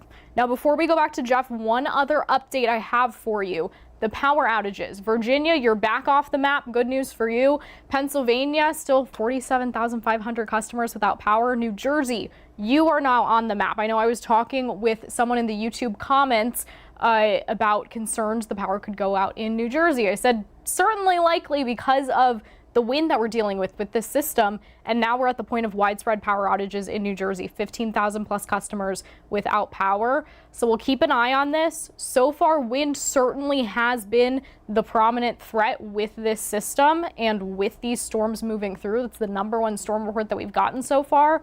So unfortunately, more power outages, probably likely. All right, let's send things back to Geoff and we'll get the latest on radar. All right, thank you so much, Anna. Good stuff. Pretty impressive shelf cloud coming into New York City. Take a look at that. We're going to be maybe taking that full here. We don't want to miss that on the network. Yeah, that's cool, Mel. And if we could take that, especially at the top of the 7 or near the top of the 7 for our network viewers, that'd be cool. It's pretty amazing. You can see that shelf cloud coming in. It's been on Jesse's radar as well. I'm looking at our YouTube live chat there. I want to make sure I'm not missing anything on our YouTube chat. Somebody in the chat says we're cooked. It's very 2026. Nobody's cooked. We're going to be all right. Green skies. All right. We do want, you know, when I say everybody's going to be fine, we just want people to be wise with these storms. There are a lot of weather phobias out there. But with your average severe thunderstorm, and I say average and severe, these are severe thunderstorms in the New York metro. As long as you stay in and avoid the windows and perhaps take it a step farther and don't touch anything that's corded. That was a bigger deal when I was a kid. We had corded phones. But, you know, if you have a desktop computer that's plugged in or maybe a laptop, I would consider if your battery is in good shape right now, unplug it. Unplug it. If you're on the laptop and you're working, I would unplug the battery right now just because you don't want to be tethered to the electrical circuitry in your house or in your apartment building if lightning strikes. So just that kind of a separator, if you're on the couch, a couple feet away from the window, you're going to be just fine. But severe weather is a big threat. We want people to be equipped with the best information to avoid trouble. And in general, again, a lot of these warnings are just heads up. Don't go outside. If you have to be outside, be aware. Don't take that bend on the road fast if you don't have good visibility around the bend, because there could be a tree that came down 5 minutes ago, something like that. So we're going to be taking a look at that here with some other hazards through parts of coastal New Jersey as well. Green skies, says Juan Lopez, 507. Good stuff. A lot of flooding in Coney Island. Their basement is flooded. I'm sorry to hear that. That's not good. All right, power outage in West Haven, Connecticut. Somebody saying they feel the temperature difference. All right. Yeah, we're about 5 seconds away from the AccuWeather Network rejoining us, so we're going to frame this up right here. All right, thanks for joining us here on the AccuWeather Network, 7 o'clock Eastern. We have another hour of live continuous coverage. I think that's going to cover this event pretty well, as the severe threat's going to be moving off the Jersey Shore and through eastern Long Island around that time, with a more residual kind of peripheral threat in far southern parts of New England. And we'll have some other threats farther west, scattered strong storms, spotty here into parts of West Virginia. Now take a look at New York City. There has been a shelf cloud creeping across the sky and moving on in. And there's some lightning in the distance. It's a great shot there. So this is, now I do see, you know, Jesse, you're right. We are looking down from the Empire State Building, and I just wasn't picking it out with the perspective. I almost expected the lower Manhattan skyscrapers to look taller, but it's just the way things are framed up and it's off in the distance. So we are looking really from, I can even draw this on the map here. It's mainly just for myself. We're looking, it appears to be southwest. We're watching the storm come in as we're looking southwest through Midtown Manhattan. That's the Empire State Building. And left of center is the lower part of Manhattan, southwest of our current location. So that gives our angle of looking almost directly southwest here, probably a good like 225 degrees on the compass of this storm that's hitting lower Manhattan hard. And it's not yet really reaching the Midtown part of Manhattan. It is raining heavily in Battery Park right now. And as we switch over, yeah. Oh, that's nice. Look at that. That's a nasty shot there. So sometimes shelf clouds can almost look like wall clouds if you're under it and looking at it long ways. And I suspect that's what's actually happening here. So it's primarily, I would expect, a shelf cloud out of this kind of a structure of the storm. Although now things are getting pretty murky with cell interactions and a heavy storm over Brooklyn. The heaviest thunderstorm in New York City is over the borough of Brooklyn right now. But those are great shots there. And if this were any farther north, it'd be interesting to check out the Times Square cam. But I don't think that there's anything falling out of the sky there in Times Square quite yet, and the rain that moves through that area won't be as impressive as what's going on over the harbor. So here, I'm going to just kind of trace a few of these things. I realize that we look at maps all the time in the weather business, and maybe sometimes we go too fast, and you're looking at all these lines and colors and what's going on. So here is Staten Island. This is Staten Island. Here we have Manhattan. And then here we have areas like Hoboken and Jersey City, which is extraordinarily populated here. Big skyscrapers in New Jersey across the river. And then we have Brooklyn here. This is Brooklyn, Coney Island down this way. And we have Queens. And then you get up north and you have other areas like Harlem is up this way. And we have the Bronx. So that's New York City. And we have New Jersey off to the west. So the heaviest thunderstorms are moving right through extreme lower Manhattan and mainly just offshore. So the ferry traffic, I don't know if that's out there right now, but that's a roll of the dice. A little bit messy. I would not want to be on the ferry right now.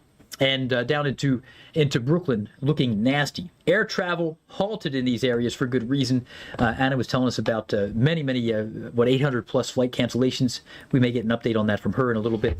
But also the storms are roaring into Nassau County. Man, that shot's amazing there.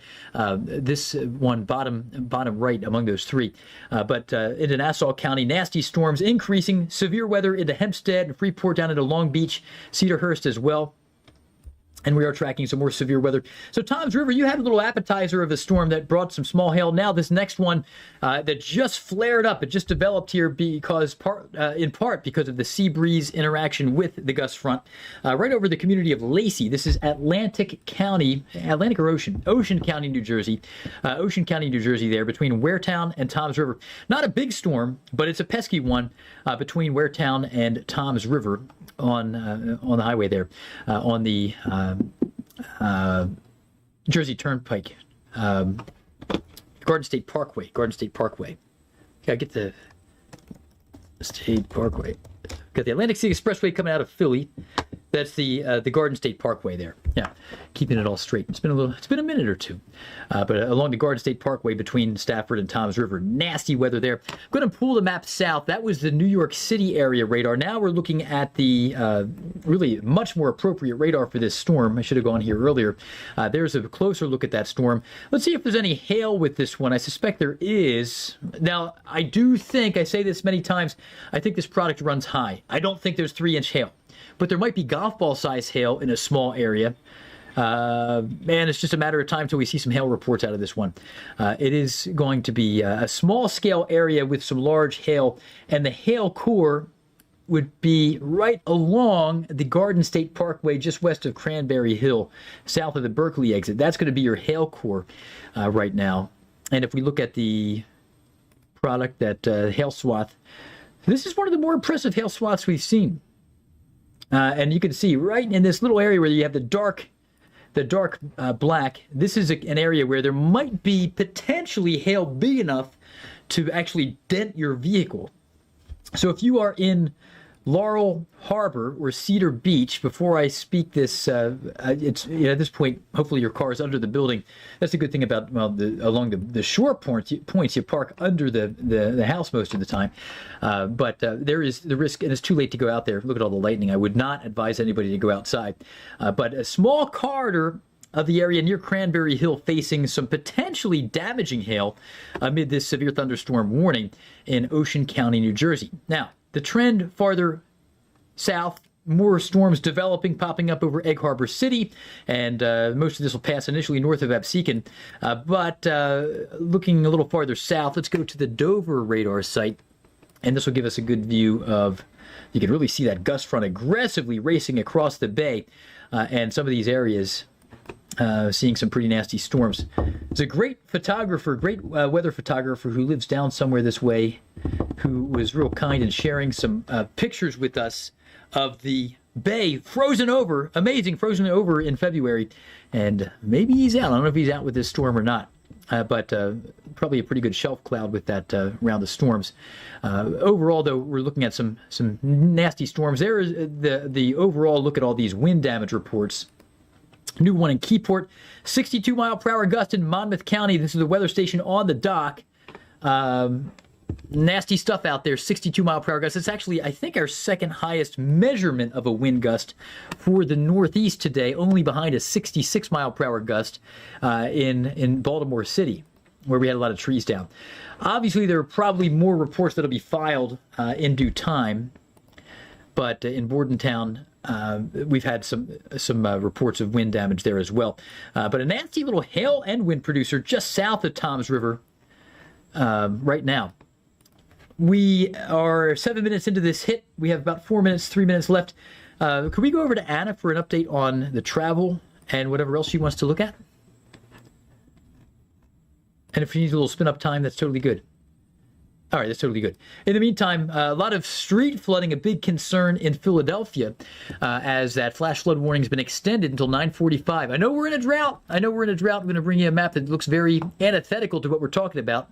We need the rain, but we just don't want too much too fast. All those paved surfaces lead to ponding of water on the roads, and that will continue to be a problem. Also in Atlanta, we had a pesky cell that brought some flash flooding to Atlanta. But Anna, whenever you're in position, there's no rush at all. I'm here. You're here. You are in position. All right. Usually I'm not the one in position, but we don't have a schedule for this. I'm not in position when there is a schedule, and that's a small crime. Anna's always in position when there is a schedule. And this is why you thrive on the YouTube Live, because you stay in the one spot and you just keep talking. There are no rules, right? There's no Playbook. rules. Yeah, you're bringing up memes. You're saying, Anna, can you come talk, please? Can you do that, please? We do whatever we want. We do whatever we want. The inmates are running the asylum. Well, you know what I want right now? I want to talk about the airport conditions. So, not a lot of change since the last update, but let's go ahead and zoom into the Northeast. We still have these pesky ground stops at Ronald Reagan and at IAD at Dulles in DC. The problem, there's still thunderstorms in the area. There's not a lot of them, but just enough that it's still causing problems at the airport. That ground stop in Philadelphia remains as well. Delays and cancellation numbers not that different from the last time we talked, so let's go through the delays. Baltimore, you also still have a ground stop. I think I accidentally skipped over you the last time that we went through the airports. Also because thunderstorms are just still in the area. Even if the severe threat has passed, there's just enough lightning that it's causing problems. We have that ground stop in Philadelphia. JFK, you're still at major delays. So let's go through all the New York City area airports, because as we've been talking about, those storms, they're rolling in. I know I've seen some of you in the YouTube comments that are saying, it's not raining on my street yet. It's coming. Just wait with the views that we're showing you from the different live cams in New York. It's on the way. 138-minute delay at JFK because of the thunderstorms. Newark is staying strong at 159-minute delays. Teterboro, we're talking about to 70 minutes. So I think you win for the worst of the delays without a ground stop. LaGuardia, we have a ground stop here because of the thunderstorms. We go further to the north to Boston, and you are holding strong at 30-minute delays with thunderstorms. Now, the good news for Boston, a lot of the worst of this, it's staying south of you. So you have just enough rain and lightning to cause some problems, but not the kind of problems that we're seeing in places like Philly and into DC. Quickly before the network goes to break, here's the latest on the power outages. Pennsylvania, you were up over 50,000. You just came back down. We're going to break on the network, but we'll stay on YouTube. All right, continuing with the power outage update for our YouTube viewers. Pennsylvania, this is a sign the crews are out there because we were up over 50,000 and now we've come back down 47,500 customers without power. New Jersey, though, things are moving in the wrong direction. No surprise, the storms are actively moving through Jersey right now. So 32,500 customers without power in New Jersey, and unfortunately, that number will likely just continue to rise. Saw a comment on the YouTube live. I'm sorry, I don't remember who it was that left this comment, but said, I already feel the temperature drop. So I figured, you know what, we might as well show you that as well, because that's maybe the positive, negative side effect. It's up to personal interpretation here from this storm moving through. It's a powerful cold front that is dramatically dropping our temperatures. Look at Cleveland. They already got the drop, 34-degree difference compared to 24 hours ago. Yesterday broke or tied the previous record high with an 88-degree high in Cleveland. Now you're probably bringing the jacket back out. We're starting to see the front move through New York, 9 degrees cooler. Scranton, you've seen a 20-plus degree jump or drop. Tomorrow, you're going to want to check your AccuWeather app for the forecast, just for the temperature alone even, because you're going to need to dress differently than you've been dressing the last couple of days. And for some of you, the rain continues tomorrow as well, just not really the severe threat. All right. I think that encapsulates everything that I wanted to cover on this update, but I'll keep an eye on all of this and we'll send things back to Geoff for now. All right. Thank you very much, Anna. Good stuff. Just got a text. I don't want to name names because it is, it's private information, but a former coworker texted, my wife is getting induced and we're watching you. That's a load. I didn't even know he was married. A former coworker. That's pretty exciting. But that's a loaded text message. So congrats. You got bigger things to fry, bigger fish to fry, but that's exciting. All right. Tornadoes. People were asking about tornadoes a lot, and we haven't had any tornado touchdowns here in the Northeast that we're aware of. There was one warning earlier for an area just north of Charleston, West Virginia. And overall, we're dealing with a round of storms that's bringing damaging wind is the main concern. But so far, I'm going to zoom out. I don't think that we've seen any tornado confirmations from the area. I'm going to zoom into the area where we did have that warning. And there are reports of trees down in that area. And it's possible maybe there's a better than even chance that there could have been a brief tornado touchdown earlier today in West Virginia, but really that's it. That is it.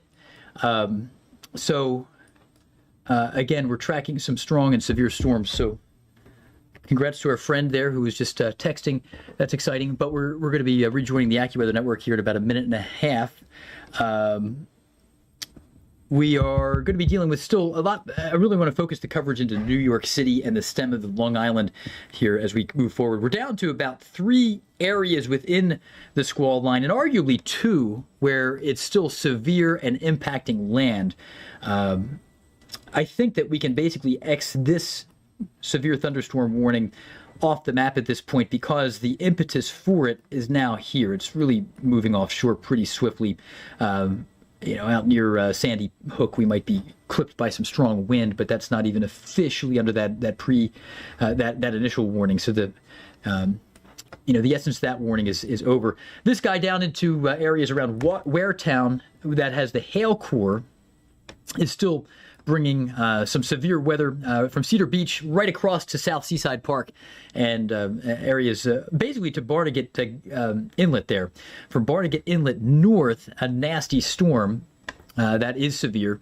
And sometimes it's something special to be out there along the Jersey shore in one of the beach houses when you get a severe storm, partly because you get such a great view of the sky, and then also the wind can pick up over the sound side, and there's less friction over water than over land. So these storms can get going there, and this will be a little wallop for some over part of the coastline there in Atlantic or Ocean County, New Jersey, near South Seaside Park. And it's also Seaside Heights. That, if we can, Mel, those are all good cams. I wonder if the Seaside Heights cam is worth bringing back up, because they're going to get clipped by this one.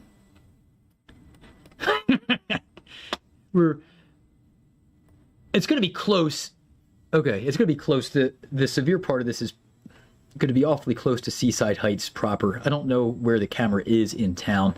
If it's too far north, it may miss the good stuff, but it could be a cool shot. But overall, from Brooklyn all the way through Nassau County, nasty storm is in progress right now. And somebody in New Jersey is saying they hear thunder. The meteorologist is professional and cool. Thank you, Heath. Professional and cool. I'm rarely called either, but I'll take it. All right. So I'm just checking out some other reports here, and I'm not seeing anything surprising. A lot of comments on the green sky in New York City. So are we up on the network right now? Oh, you know what? We are up on the network, and actually, okay, we are. Very good. No, that's good. That's good. So forgive me being clumsy as we returned to live coverage here on the network. I was kind of locked in to the YouTube conversation here, and we're a little less formal during the commercial breaks. So we're on live, commercial free on YouTube. You might be wondering, what's this guy doing? If you're watching on the network, looking for something more formal. But we're tracking severe weather moving through the New York Metro and into Nassau County. And also a lot of the comments in the past 15 minutes, 20 minutes have been about the green sky over the New York Metro. Pretty neat stuff, but nasty storms. And there you can see the Washington Monument there down in Washington, D.C. from Chris O'Neill, who has been kind of monitoring things on the prowl on the south side of this severe weather setup. But really, the way things have evolved, the severe threat has been greater from Baltimore northeastward recently. So we've been focusing a lot of our radar coverage there. And we got a couple of cells that are really nasty right now in New York City. Lots of lightning still over areas around Morris Park, and from Brooklyn east through lower parts of Queens, nasty storm there. And now we do have an ongoing severe warning for the lower half of Queens, and then also into Nassau as well. Just a tremendously bad evening for travel there in New York City, air or by ground. And now we have the Seaside Heights cam. And this is on the edge of this severe cell. I'm going to zoom in a little bit more so you can see Seaside Park. And there's Seaside Heights. And we're painfully close to the edge of this nasty storm here. And thankfully, the lift is not running. Because there's a lot of lightning in the area. But this is a nasty storm. This is kind of the southernmost of the intense thunderstorms right now that has had a hail core near Cedar Beach. I'm going to bring up the hail product. And this continues to move through areas around Seaside Heights and South Seaside Beach especially. I'm going to bring up the hail product. First off, just for your perspective, or really from my perspective, we're only about 16 miles from the radar site. So this is a good up-close view of what's going on. Storm hazards indicating hail size has been decreasing, but still potential for 1-inch diameter hail. And then we bring up the hail swath, and this is a really cool feature. This shows us the footprint of where the hail has been, and it really ramped up here for a narrow stripe south of Berkeley, right along the Garden State Parkway here in a part of Atlantic County, or Ocean County. I've done this many times. Ocean County. This is Ocean County, New Jersey. I've corrected myself, but I want to make sure I'm getting this right. I've always gotten the two mixed up. It is Ocean County, New Jersey. Atlantic County is where Ocean City is. Actually, Ocean City is down in Cape May County, but Atlantic City is in Atlantic County. That's how I need to remember it. All right. Let's go farther north again, back into the core of the New York Metro. And the severe thunderstorm threat continues into areas around Brooklyn. It's far eastern parts of Brooklyn and down into other areas like Queens, southern half of Queens, and down into areas eastward as we begin to step into the highly populated western suburbs, or eastern suburbs, with the western part of Long Island, into Nassau County. Freeport, everybody from Long Beach all the way up into areas around Hempstead and almost to Hicksville and Seaford there in the coastal part of the southern half of Nassau County there under a severe thunderstorm warning. When it comes to new reports, are we seeing anything? There's a newer one from Midwood, New Jersey. Tree branches down, not a surprise. But these shots have been pretty photogenic. And now you can see the back edge of this storm in that New York City cam bottom left, where the visibility is improving and the sky is brightening back up. Now, it's still raining, but we are looking through the lens there. And Knobs, I don't know if this is easy to do, but could you bring up that bottom left cam? Is this the Brooklyn Bridge cam? I'm not quite sure. It may not be. Maybe a different one. Just kind of trying to get a perspective on things. But you can see the visibility is improving out where the rain is lighter, but it's still nasty for the eastern half of New York City. And visibility is still obscured. Thank you for that there, Knobs. So, yeah, we're looking presumably, I have to think that we're looking either south or east into the belly of the beast here as it pulls away through parts of New York. But I don't know which part of town that's in. That's fine. All right, so nasty storms continuing, mainly Brooklyn and Queens. Would not want to be driving on the Brooklyn-Queens Expressway right now. Not that it's ever a treat necessarily, but even right now, Brooklyn-Queens Expressway, very, very heavy rain, not looking good there, with ponding of water and hydroplane risks and so many hazards there. That continues east into Nassau County as well. Stay with us on the AccuWeather Network. All right, thanks for staying with us here. And as we continue with our YouTube Live, we got... Okay, we're going to check this out here. Knoxville, Tennessee. A lot of wind reports. Okay, thank you. Sinkhole. This is not good. All right, CNBC is reporting... I'll share this with the network. Maybe, Anna, if you would like to break the news here, since that's you, if you want to break this on the network. Why don't we go to Anna at 24? That's kind of a big deal. Sinkhole shut down a runway at LaGuardia, delaying flights. But if Anna feels comfortable doing that, that'd be great on the network at 24 with another travel update. That's a problem. Sinkhole? That's I don't know what you do with that. On the runway? That's going to be a big problem.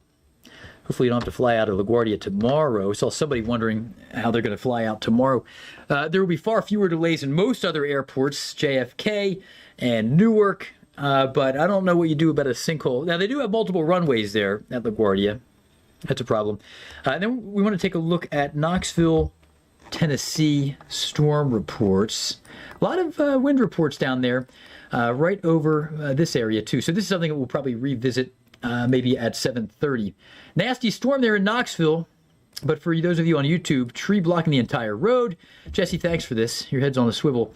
Knoxville, big city there in eastern Tennessee. A lot of reports of tree damage and power lines down. Severe thunderstorm warning continuing into Knox County, Tennessee.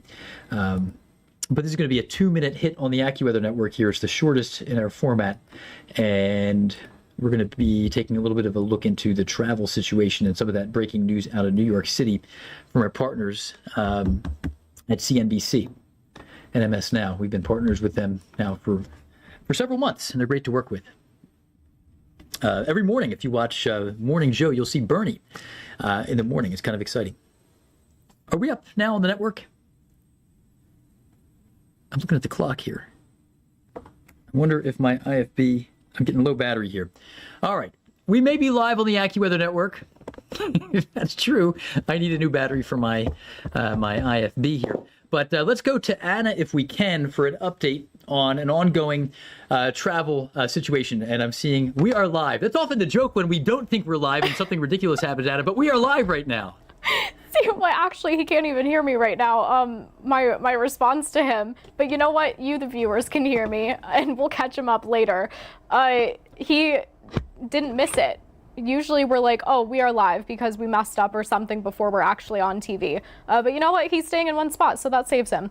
All right, now to the reason that I am here. Let's talk about the travel issues. Yes, thank you to the YouTube commenter that alerted us to the sinkhole at LaGuardia, and checking with, like Geoff was telling you, our partners at CNBC. They say that the Port Authority has confirmed that one of LaGuardia's 2 runways is shut down because of a sinkhole.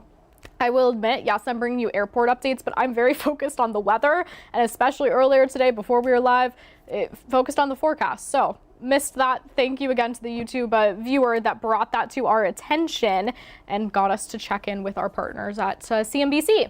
All right, other delays. We still have ground stops in effect, both airports of DC, Dulles and Ronald Reagan, Philadelphia, and then a lot of the New York City airports seeing problems as well. So JFK still at major delays. LaGuardia, as we've been telling you, still has a ground stop in effect because of these thunderstorms. I mean, the storms are still moving through New York City, so that's part of the problem. All right, continuing on YouTube here. Newark also still facing a ground stop because of thunderstorms. I think we actually went from a delay to now a ground stop. Someone else commented they were watching Flight, where all the flights heading to Boston that were supposed to go to New York. We are seeing delays. It's a departure delay from Boston, though, because of thunderstorms in the area. Still 30 minutes delay. Let's take a quick look at power outages while I'm here. Pennsylvania still stuck at 47,500 customers without power. New Jersey staying strong at 35,000. I believe that's about where they were the last time that we looked. The other thing I want to do, and I'm going to move my laptop out of the way because in case you haven't noticed, this, what could just look like a desk in front of me, is actually a touchscreen radar. So let's switch from my graphics to radar and let's take a look at storm reports. I know that Geoff was showing you some of the new reports that have come in Nashville, but let's take a broader overview look. Quickly, we'll go to Georgia, where we have that flash flooding in Atlanta. I know we told you about this earlier, but in case maybe you weren't tuned in at that point, flooding at the I-85 connector near Baker Street. Stranded vehicles, full coverage of the roadway, a very dangerous situation. This is the kind of situation where we sometimes end up with water rescues, which we of course do not want to see. So something we'll continue to keep an eye on here. Let's zoom into the Northeast, where most of our coverage has been focused today, because that's where the highest population is seeing impacts and really the focus of our severe weather for today. Though we do have an area down into Texas that has seen some severe storms as well. Let's zoom in here, and especially I want to see if we have new storm reports that have come in New York as these storms have started to move through. We have a couple that have come in over the last hour here, so let's take a look. Both wind reports. This is just measuring a 62-mile-per-hour gust. I'm gonna have to zoom in more to be able to view the other wind report here.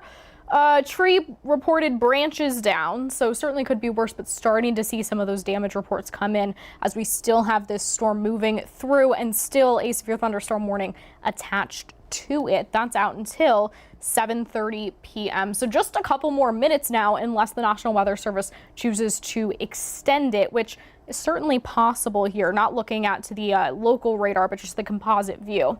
Let's go a little further north, where we have a hail report, 0.8-inch hail, so getting close to 1-inch hail there. We have a wind report talking about a tree down on I-684. Never good when we have a tree down on a roadway. All right, let's go south. We're going to go to around Middletown here, Monmouth, New Jersey, Monmouth County, talking about a 62-mile-per-hour wind gust. That might be the one that I already clicked on. Several wires down across a roadway, very dangerous, and we do have those widespread power outages in New Jersey at this point. Going further to the north into Mercer County, New Jersey, several trees and wires down. You can see why we're talking about the number of power outages that we're talking about in New Jersey with these kinds of wind reports. Certainly a concern. And we do have a flash flooding report around Philadelphia, where we still have an active flash flood warning, which is out until 9:45 p.m. So that is certainly not a threat that is going anywhere anytime soon. Flooding on I-476, giving more specifics about exactly where this is. There's a lane restriction as of 6 p.m. I'm sure this has only gotten worse from there. And I actually want to turn off storm reports, and I want to take you to, let's do 6-hour precip. We'll do 24-hour rainfall overall. how much rain have we seen in this area? More than an inch of rain, and a lot of that has come just with those thunderstorms that recently moved through, which is why we end up with the flash flooding that we've ended up with. All right, welcome back to our network viewers. We're just taking a look at the flash flood situation in and around Philadelphia, talking about over the last 24 hours, but really over the last couple of hours, more than an inch and a quarter of rainfall. That's how we get into these situations that we get into with, I was showing the flash flood report, flooded roadways coming in when I still have the eyedropper tool on. So now we'll click on the flash flood report. Flooding causing lane restrictions. This is as of 6 p.m. So it certainly has only gotten worse from there, I'm sure. So looking at the storm reports overall, I'm going to zoom out here. Wind is still the main thing that we are seeing. A few hail reports and starting to see some flash flooding. As we move forward here, we could likely see more flash flooding, but wind still seems to be one of the bigger threats. All right, Geoff, do you have your new IFB battery? Can you hear me? I do. I can hear you. We are live. We are live, yes. Yes. Why don't we send things back to you to take a current look at radar? All right, that sounds good. I do want to also just show you a very localized view. Now, this is a new product, still kind of in alpha testing here at AccuWeather.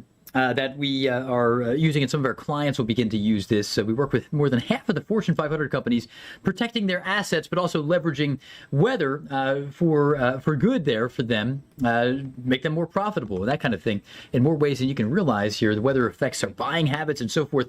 But overall, this, you can see the lightning indicators coming in, a lot of lightning in real time here, coming into eastern parts of the area of Queens, New York, and now breaking out into areas around New Hyde Park here, and some of these communities in far western parts of Nassau County. Just for perspective, here we have the technically the edge of New York City. Here's JFK Airport, and this is Queens here, big Q there, and then here we have Nassau County in the Long Island. But I wanted to also show you this.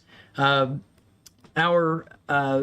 a very localized flash flood warning here, and this is it's actually an AccuWeather flood alert, and this is, any of you who have the AccuWeather Premium Plus subscription receive this. This is localized, and you can see areas. How local is it? Down to the street level, basically from like 20th Ave and Bay Parkway and all the way down in Long Island down to areas around Surf Avenue here, and areas about as far east as, you know, some of these other neighborhood streets here near Avenue N and so forth. That's where this rain has been very heavy, at 1.57 inches of rain. If we switch over to the government-issued advisories and alerts, you can see it's kind of a broad brush flood advisory for a larger area, but you can see with our product where the real problem really is more significant. So I just wanted to kind of show you that product here, even though we're still kind of alpha testing it, and it's not fully road ready, but we do have approval to show it here in this context. Now I need to go back to the graphics and show you our radar situation here. And overall, the final severe thunderstorm warning for New York City has ended. It's good news. The final severe thunderstorm warning for Nassau County is actually over for now. There may be another one issued for areas east of West Islip, but we have a nasty storm moving east that's strong, but not quite severe. And again, that flash flood concern is still on the map here in southern parts of Brooklyn County. Some parts of Kings County, home to Brooklyn. I want to take us all the way down into Tennessee, though, because, and then we'll check out that other severe situation in West Virginia. But there's been an increase in wind damage right across Knoxville. Look at this. All these wind damage reports tied to a recent severe storm that kind of steamrolled the Knoxville area. Lake Forest, tree blocking a lane of road, tree blocking an entire road in Knoxville proper. In Lake Forest, another tree hanging over the road and power lines.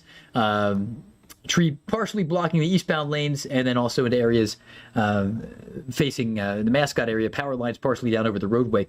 That storm is no longer severe, but some of you in Knoxville, not exempt from the severe threat today.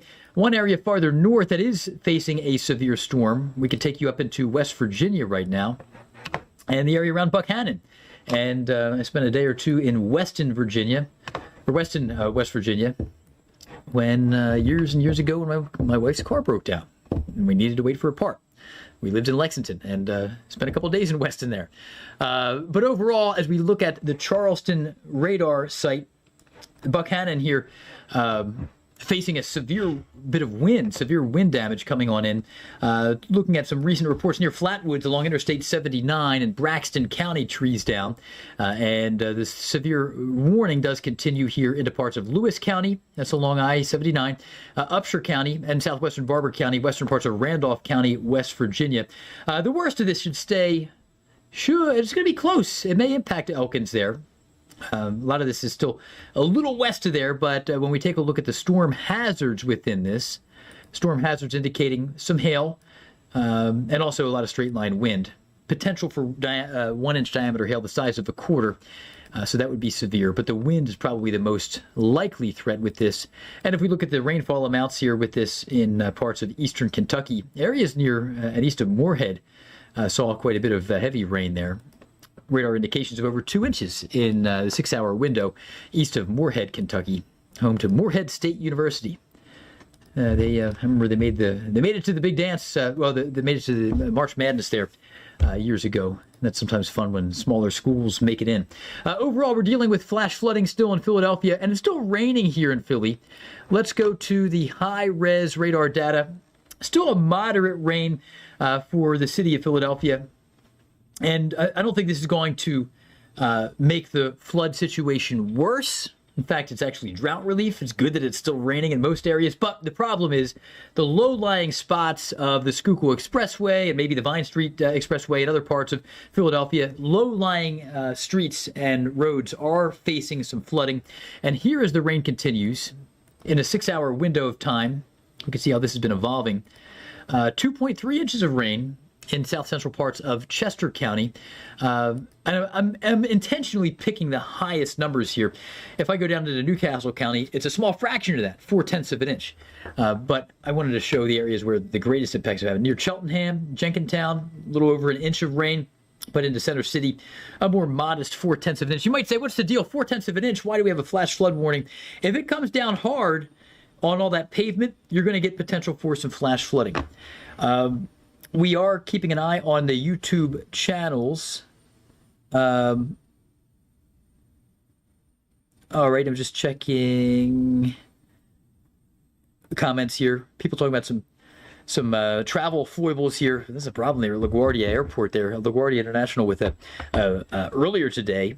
Not directly related to these storms, but earlier today, again, a sinkhole that occurred. That's going to be a mess, you would think. Now, I don't know the details of, is it on a runway? And I've been so dialed into the weather. Some of you may have been watching news coverage for that and may have more information on that. But overall, as we look at the big picture, feel free to ask any weather-related questions without going... we don't want to ask specifically like my small town, what's it going to be like? But generally, the big picture weather questions are always welcome.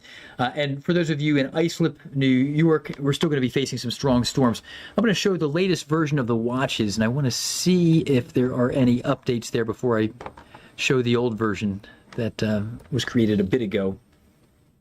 All right, well, we have scraps of remaining areas still under severe thunderstorm watches. So these are the watches as they remain right now.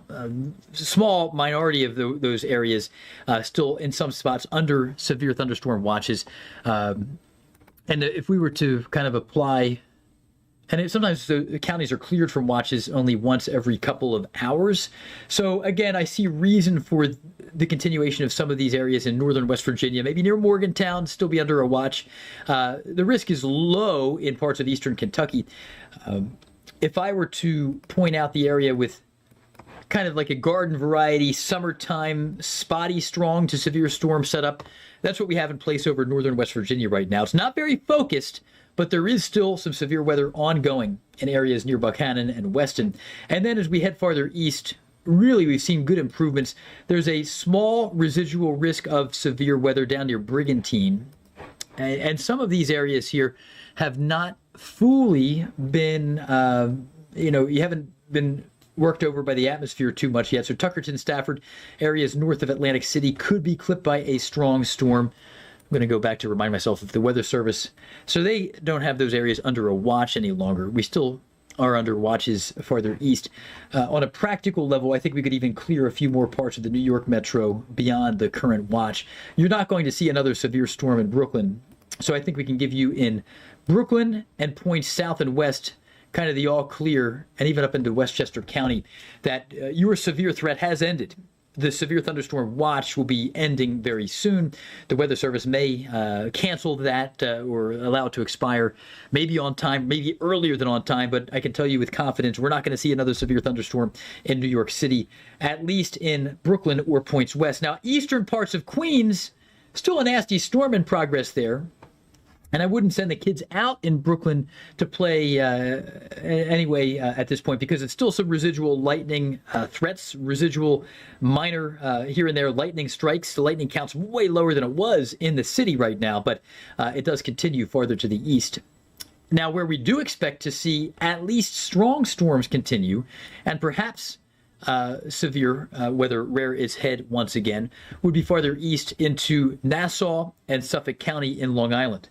I'm just checking out some additional reports before we go to the AccuWeather commercial break on the AccuWeather network, but we'll go down to Texas coming up after the break.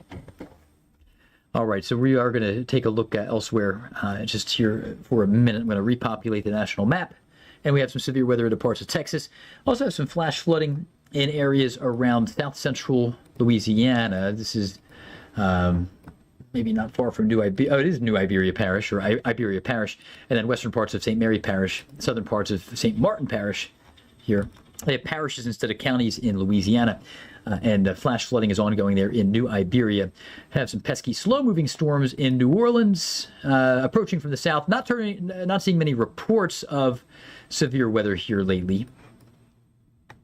I wonder, just thinking out loud here, Anna, coming up maybe in this next 7-minute hit, if you have anything on the upcoming cool down, that might be good, since the severe threat is de-escalating. But we're going to have a huge change in the weather over the next day compared to where we've been. Slow-moving storms roaming around through parts of southeastern Hillsborough County, Florida, and down into Manatee County, I think it is, and other areas farther south into Port Charlotte and other areas around Fort Myers. Slow movers north of Fort Myers. Miami, you're doing fine, very quiet there. But overall, some of these areas have been running dry, and I think the rain is kind of a good thing. We've been tracking some slow-moving downpours through Atlanta. Flash flood warning still continues in downtown Atlanta after that heavy downpour earlier, and that runs until 11:15. But the biggest threat right now, short-term, Long Island and parts of West Virginia here. Somebody's saying, we've had Hurricane Sandy before. That's absolutely true there. This is nothing compared to that there, Henry. That hit New Jersey and New York, and man, that was a mess. I was in Toledo for Sandy, and I was amazed. I did some coverage in Toledo, Ohio, that far to your west, and we stood out on the Marblehead Peninsula. I was right here on, they call it Catawba Island, although it's not an island. And that may make some people angry. It doesn't, but it's not really an island. So I was doing live shots out here, and the wind was fierce. And we had huge waves that were hitting this concrete structure, and they were kind of blowing over me. It was really cool. And we had gusts over 60 miles per hour. And then my buddy Ross Ellett, who's a great meteorologist, if you live in Toledo, when you're not watching Bernie and Ari, he's great. He is great in Toledo. The next day he was out there and he clocked a 70+ mile per hour gust in the same area. He may have been either there, he may have been at Maumee Bay, I don't remember exactly, but he was somewhere along the lakeshore here in western Lake Erie. And Superstorm Sandy was simultaneously producing snow over the mountains of West Virginia and gusts over 70 miles per hour with that low friction flow over Lake Erie. You know, you got 200 miles of fetch, the distance of the wind that can go over the water with limited friction. While some of you were in the very early stages of cleanup there in New Jersey, so Superstorm Sandy in October of 2012 was one that we will never forget. And this was not that in New Jersey, to your point there, Henry. All right. Fun the Mango says, yo, that's a comment right there. All right. Appreciate you guys being on the chat here with us on YouTube. I think it's a fun thing to interact with you guys. And sometimes, we do this in front of the camera, and it's very one-sided. And on social media, we'll post and we'll hear back from some people, but it's it's kind of fun, the more two-way conversation. We're going to be back in about 12 seconds or 15 seconds. Mel, are we going to be able to go over to Anna for a little bit of a cool-down conversation at some point? Excellent. Thank you. All right, I was talking to producer Mel in the commercial break, and our friends on YouTube Live, people reminiscing over Superstorm Sandy. This was nothing like that. It wasn't expected to be anything like that. But we still have some nasty storms, areas, a couple of areas that we're very concerned about, just briefly. And then we're going to go to Anna Azalian to talk about the huge change, 30-plus degree drop in temperature for some from today to tomorrow. But the storms that are strong, not quite severe, but they're strong, are moving through parts of eastern sections of Brooklyn into Nassau County now, exiting New York City, exiting Brooklyn.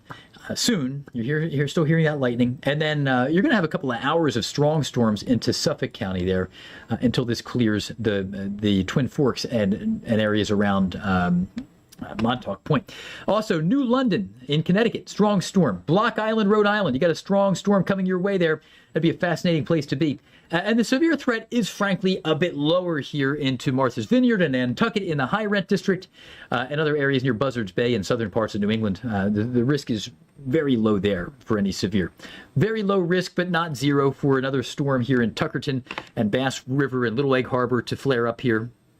Looking at the high-level, high-res radar data into Little Egg Harbor and Bass River there. Strong storms. Here, by the way, while we're in the neighborhood, is the high-res view. A lot of lightning, tons of lightning there still over parts of Queens and pulling into Nassau County as these really aggressive storms are moving east. They're not quite severe, but we are facing some ongoing flash flooding in areas like Philadelphia and also into parts of the far south side of Brooklyn. High water after a quick inch and a half of rain on a lot of pavement. Let's go into Charleston, West Virginia's local radar site here. Severe storm, Upshur County, moving into Barber County, moving right through the area near Weston and Buckhannon. So that's a strong and severe storm. Those of you in the D.C. area, and for our friends and family in Warrenton, Virginia, we're dealing with some spotty showers and storms. They do not look severe. They're not severe at the moment. It's possible that there are a few areas here in Virginia where there's still a non-zero risk of a severe storm here near the Blue Ridge.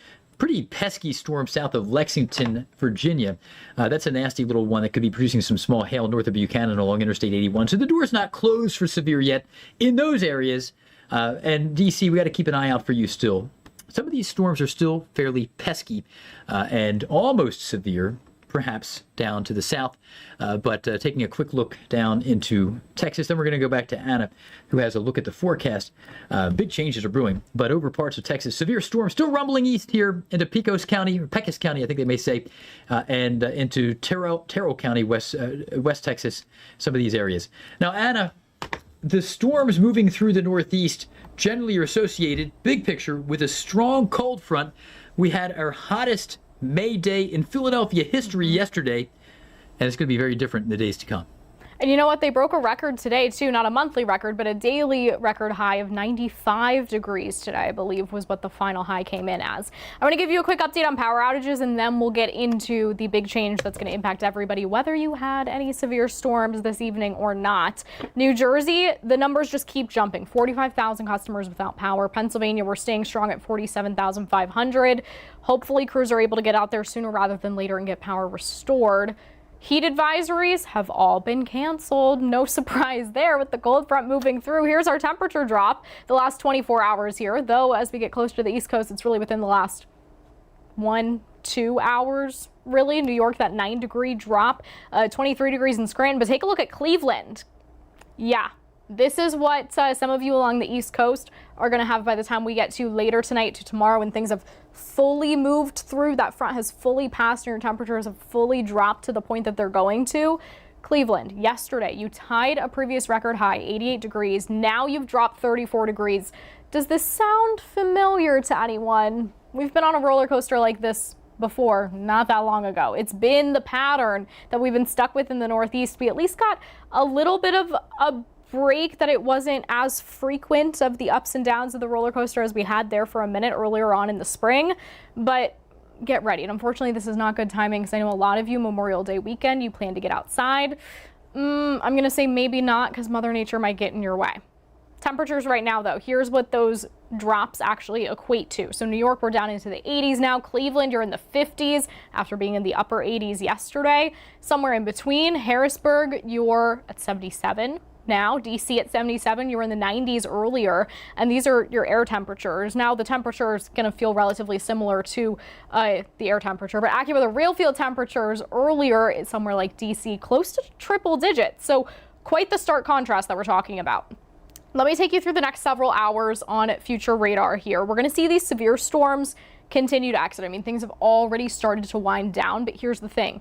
We don't completely get done with the rain. So I'm taking you hour by hour in the short term here just to show you there's still some storms that are going to move through DC, still some rain that's going to get close to Boston. So something to keep in mind, we're talking about the airport delays the next couple of hours, but take a look towards the Ohio Valley, western Pennsylvania. More rain is coming in behind this. It's not just this one line of storms and then we're done. No, we have more rainfall over the next several days that we have to talk about here. Now, at this point, it's beneficial rainfall. I know at times Jeff's been showing you the drought monitor. We have pretty severe drought conditions in some areas. Any kind of rain, it helps, but I know, like I said, the timing, it's not great. And the rest of the week is going to be kind of dreary and rainy. Tomorrow, our high temperatures. I have them compared to historical average here, which is where we typically are at this time of year, just to give you kind of that comparison, that reality check. New York, we're actually going to a few degrees lower than where we typically would be this time of year. Buffalo, 10 degrees cooler compared to your historical average. Boston, we're just a few degrees, so really you're in the ballpark of where you should be this time of year, all things considered. Showing you a quick 7-day from Cleveland because it's a good example of the drop, like I mentioned. 60s, Thursday, Friday, Saturday. We do warm up back into the 70s by Sunday, but it's still raining. Memorial Day Monday, not too bad. 70s and sunny. Hopefully you can get outside, grill some hot dogs, hamburgers, whatever you have planned. Then we stay in the 70s as we head into next week. But certainly a lot of rain ahead, and it's not just for Cleveland. All right, heading to break on the network and still on YouTube. I think I'm going to send things back to you, Jeff. All right. Sounds good, Anna. Thank you for that. Big changes brewing. Yeah. Reminds me a little bit of, the Memorial Day, I think it was 2019 maybe, can't remember, 2019 or so, when we had a lemon of a Memorial Day in the Northeast. We were with friends and family down in Waiteville, West Virginia. Cool place, but man, it was chilly, cloudy, and damp. And I think it's going to feel kind of like a similar transition this time around after the heat that we experienced. Kind of an ill-timed chill down after the great weather, if you like summer, that we just had. In a few minutes, we're going to wrap up here at 56 after the hour. We're going to welcome back our AccuWeather Network viewers, and then we're also going to be kind of closing out the YouTube Live as well. That view there, Port Jefferson, New York, is on Long Island here, and that's where we're seeing some of that extra heavy rain and so forth.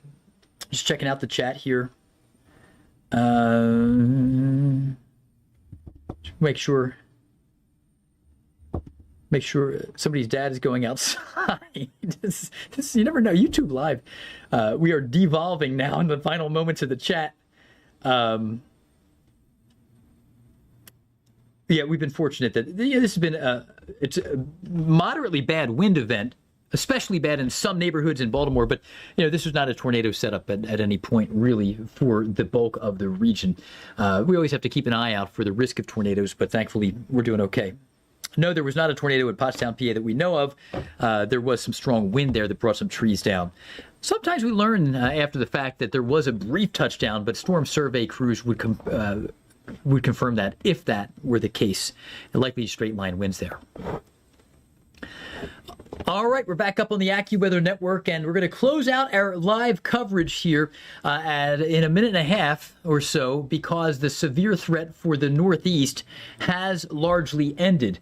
It's not over yet, but it's winding down. Now, eastern Long Island, the eastern two-thirds of Long Island, you still have a risk, though there are no severe thunderstorm warnings in effect right now. But overall, going into the high-res radar data, you can see we're dealing with a lot of lightning. I just removed that from the map. And a really messy setup with numerous strong storms, pretty nasty wallop of storms moving right through Sayville, coming into Brookhaven. And we're going to be dealing with more and more where that came from. But you can also notice the outflow boundary. It's way out there. Some, wind interactions launched by storms earlier, getting extra lift in the atmosphere offshore and less overland right now. Heading down into Philadelphia, we still have some ongoing flash flood concerns. There have been some strong and severe storms in West Virginia, and also some pretty gusty storms bringing some small hail into parts of West Virginia. So an ongoing nasty complex of thunderstorms into Buchanan and up into areas around Barber County, West Virginia, near Philippi, and western parts of Randolph County. Elkins, you're not exempt. The worst of it's to your west, but this is going to be moving through the high ground there as well. And then also down into Tennessee after some windy storms and even a local flash flood event in downtown Atlanta. Things are coming to a conclusion there. West Texas, we're facing some heavy thunderstorms. But hey, thanks for joining us here in our YouTube live simulcast. Whether you join us through Roku Live, if you're on one of the many cable carriers, or if you're just watching on AccuWeather.com or on YouTube, we appreciate you. We care about you. We want you to be safe during these storms. So look to us here whenever the severe weather is threatening. Make sure you have that AccuWeather app on with alerts enabled. Bundle up a little bit. I don't want to overstate it. It's getting a lot cooler in the Northeast for the days to come. And like and subscribe to our YouTube channel. Thanks for being with us. See you guys.